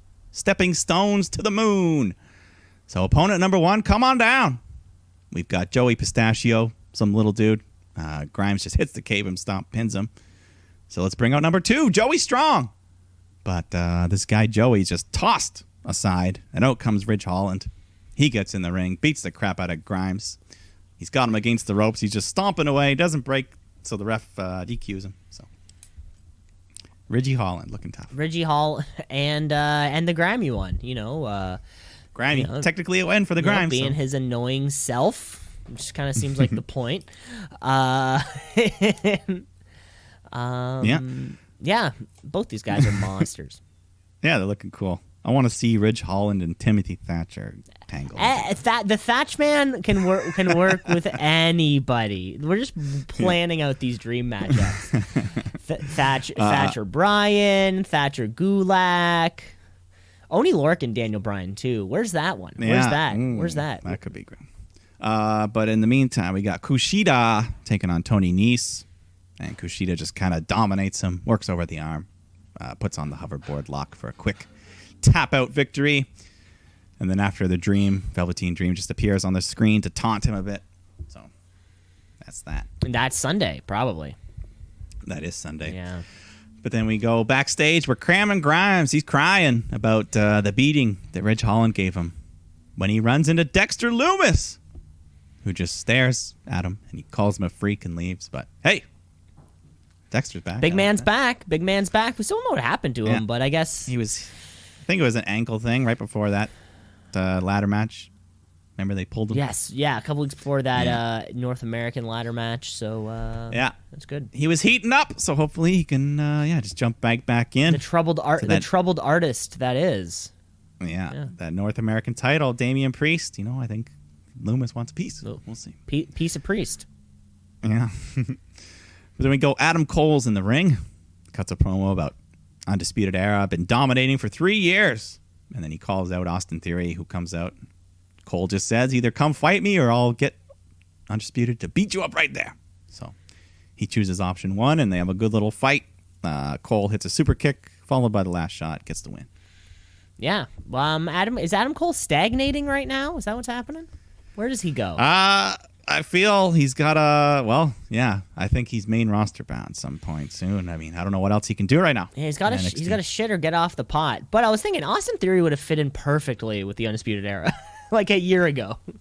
Well, maybe if Cole's leaving, it looks like Kyle O'Reilly might be spreading his wings as well. Maybe Fish and Strong need a new buddy. Some kind of a send-off thing. One thing you got to give to the Bullet Club, they dramatically kick out their leader and replace them, which is a cool. Yeah. You never see that really, especially with a stable. How many stables have lasted, Mike? And this is just a flat-out question. How many stables have lasted kind of multiple iterations of leaders?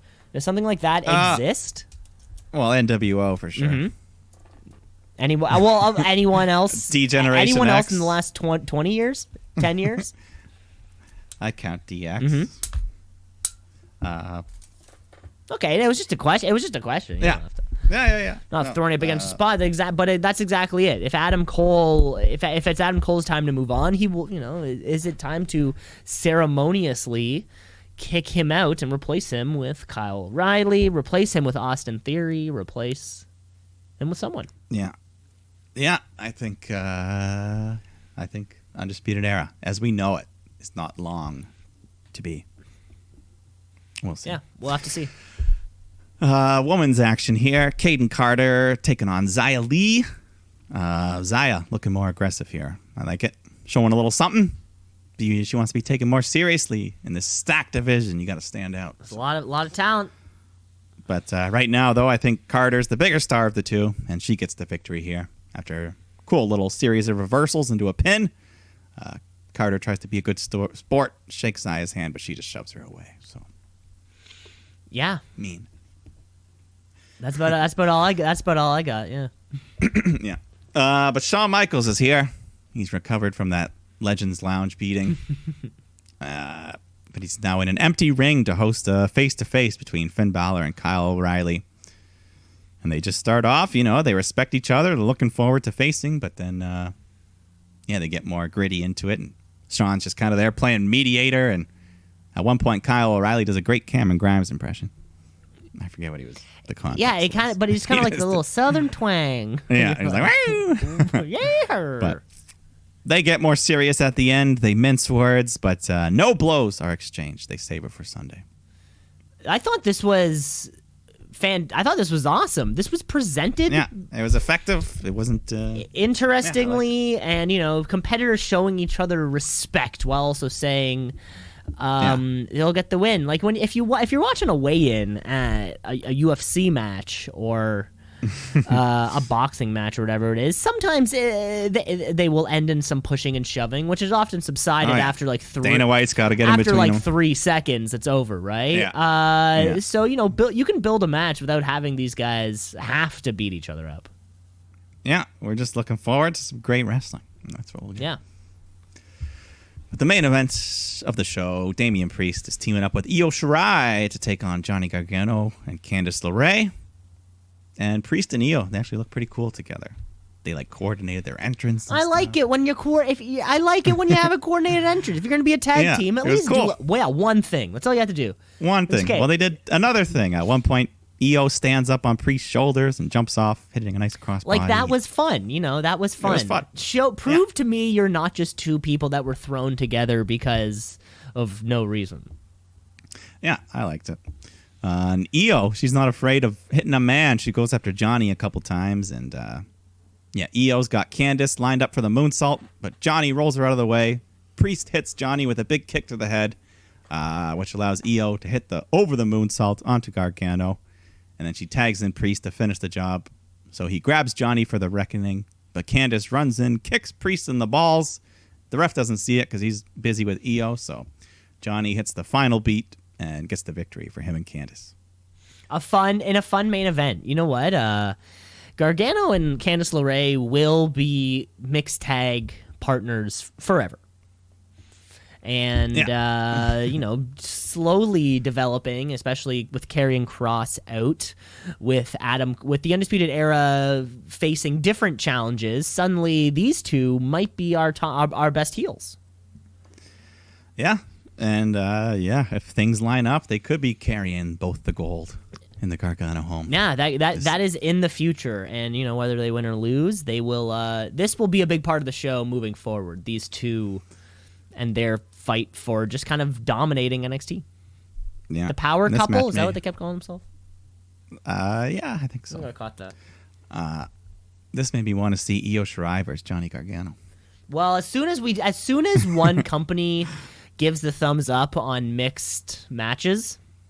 Yeah. I think it's just kind of like a Mexican stare-off at this point. Who's going to do it first? We've had a couple, but they've all been jokes. Yeah, like Robert non-gimmick. I mean, like Candice LeRae taking on Brian Cage. Yeah, getting super kicked in the head. It's happening. Oh, man, these matches are out there. You should see some of Candice LeRae's work on the indies. She took on the best. She took on the best of them, quite frankly. She's been super. She's taken a fucking Meltzer driver. She's taken that little best friends, whatever they call it, pancake something, whatever that one's called. She's been there. She's taken all the hits. Well, let's see. I'm sure she's willing. And she's giving them. She's been tossing these Spike Ranas around. Don't know. Oh yeah, I'm not selling the woman short. But that's it. That's your NXT, which just leads us right into NXT Takeover 31. We got 5 matches. The only non-title match, Kushida taking on Velveteen Dream. That'd be nice. I hope Kushida wins. We haven't seen him. I think so. The Dream is just so cold right now. I think I don't know. With all the controversy surrounding him, someone who's so cold yet can still put on a good match. Yeah, but right now, he went from being potential main event, prime time of the future, to now mid-card, kind of job to Kushida. Yes, but hopefully these guys get a little bit of time. This could kick off the card and be huge. Yeah, but I guess in the sense they're bumping Breezango there. There's no tag title match. No tag title match. Also no gimmick matches this week, which is always a bummer. Yeah. I mean, not even every just 5 straight singles matches. 5 straight single matches. We're gonna see some kind of we're gonna see something and something. Something's gonna happen in one of these matches. Let's keep going. Santos Escobar defending the Cruiserweight title. Which I guess we didn't build at all this week. That somehow got left off the card, it felt like. Yeah, Isaiah Swerve Scott's getting that shot, but who knows? The Delgado's going to be there to fuck shit And up. we haven't seen Escobar really perform since that Cruiserweight title tournament. Yeah, the last little while they haven't really been doing as much. Yeah, so hopefully, we can see a good match out of these guys and kind of bring this Cruiserweight championship back into the fold because, with a champion like that and he has his goons and other people have goons too, Undisputed Era. We got, guys like Fandango. Yeah. Let's see. Then we got the North American Championship match. Damian Priest defending against Johnny Gargano. I don't know. I was amazed, Mike. I think you said last week, you casually brought up, you're like, yeah, Damian Priest is like 40. And I was like, no way. There's no way this dude is 40. He just got here. Yeah, you're right, Mike. He's 38 years old. He just turned 38, actually. Happy belated birthday to him. Yeah, Damian Priest will keep this belt. Yeah, he's he just got it. So, but Johnny, I don't know. Candice LeRae's the wild card. If they both try to help each other in their matches, you never know. Yeah, I mean, he just won that at the last takeover in that. In that ladder match. But let's just get a good match, and we'll be happy. Certainly. And the next one, Io Shirai is defending her women's championship against Candice LeRae, in which this should be a banger. We already saw them tear the house down in Toronto at last year's takeover. Ooh, boy, did we. So yeah, I'm just ready. I'm ready for a banger of a match. 4.5 star minimum. 4.5 star minimum. High standards. Io Shirai, she's held on to this, I think, since the In Your House takeover. Where she beat which was, I think, Rhea June. Ripley and Charlotte, I think, was that? Yes. Yes. Yeah, so she's been holding on to this for that was back in like July or June or something. So is it her chance right now? No, but I think that chance is coming up. Yeah, Candice, she's been in NXT now a couple years. She's been grinding hard. She's had her shots, but she's never won the big one. And with the ongoing injuries, which one's always getting hurt? Tegan Knox or Dakota Kai? Or both? Yeah, Tegan's hurt again. She's got a torn ACL, MCL, Are you whatever, fucking so serious? Again. She's legit out. They were both hurt. They've both. Yeah, it's getting to the point I don't know which one is which. Not as bad as the Usos, but like in terms of which one is hurt and which one is not hurt at any one moment.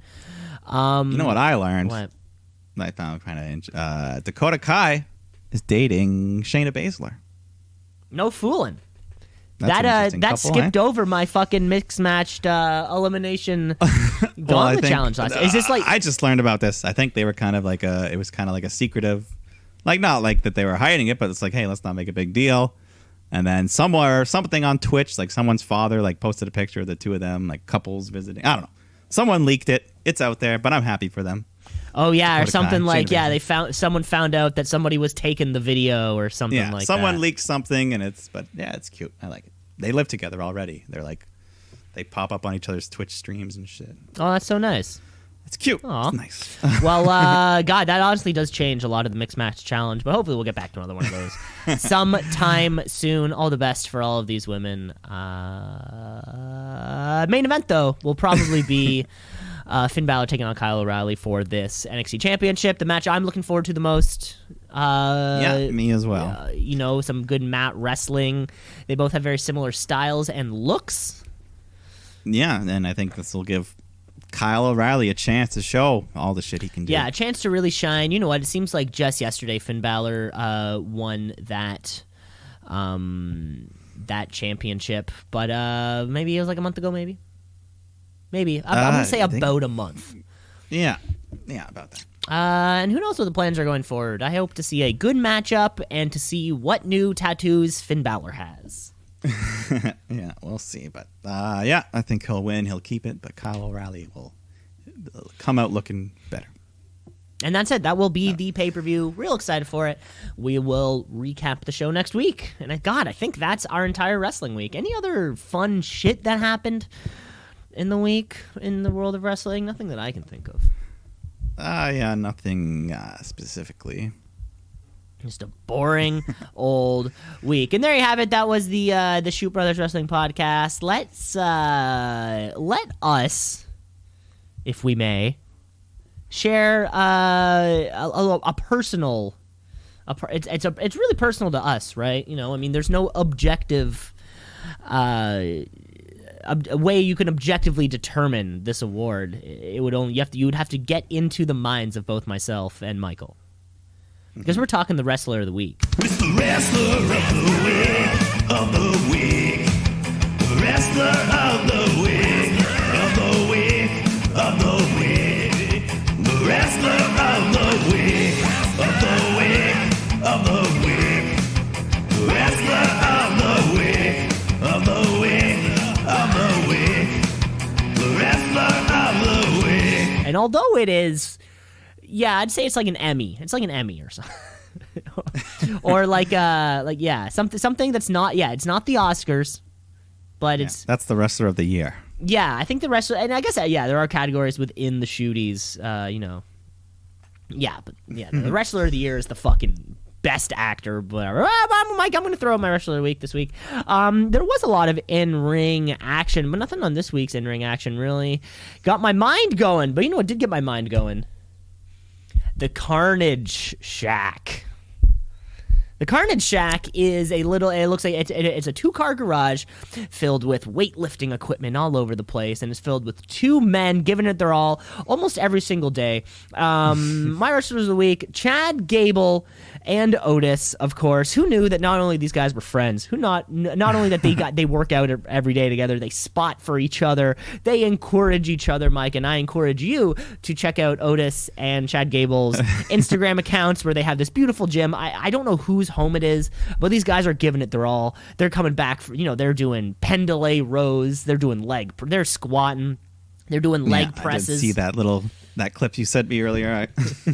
and it is coming live from the Carnage Shack. That's what they call it. It's just heavy metal music playing in the background, dudes sweating, weights clamping on against each other, and they're working hard. Chad Gable and Otis, you're my wrestler of the week.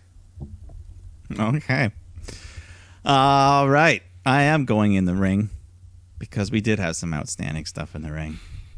I'm just going to give it to the man. They all deserve it, but I'm going to give it to one man because he seemed to take the most beating. Sami Zayn for that outstanding ladder match performance. Yes, he won. one of the best ladder matches we'll see. It just fucking was. So great match. Jey Uso was pretty close as well, just for his outstanding work.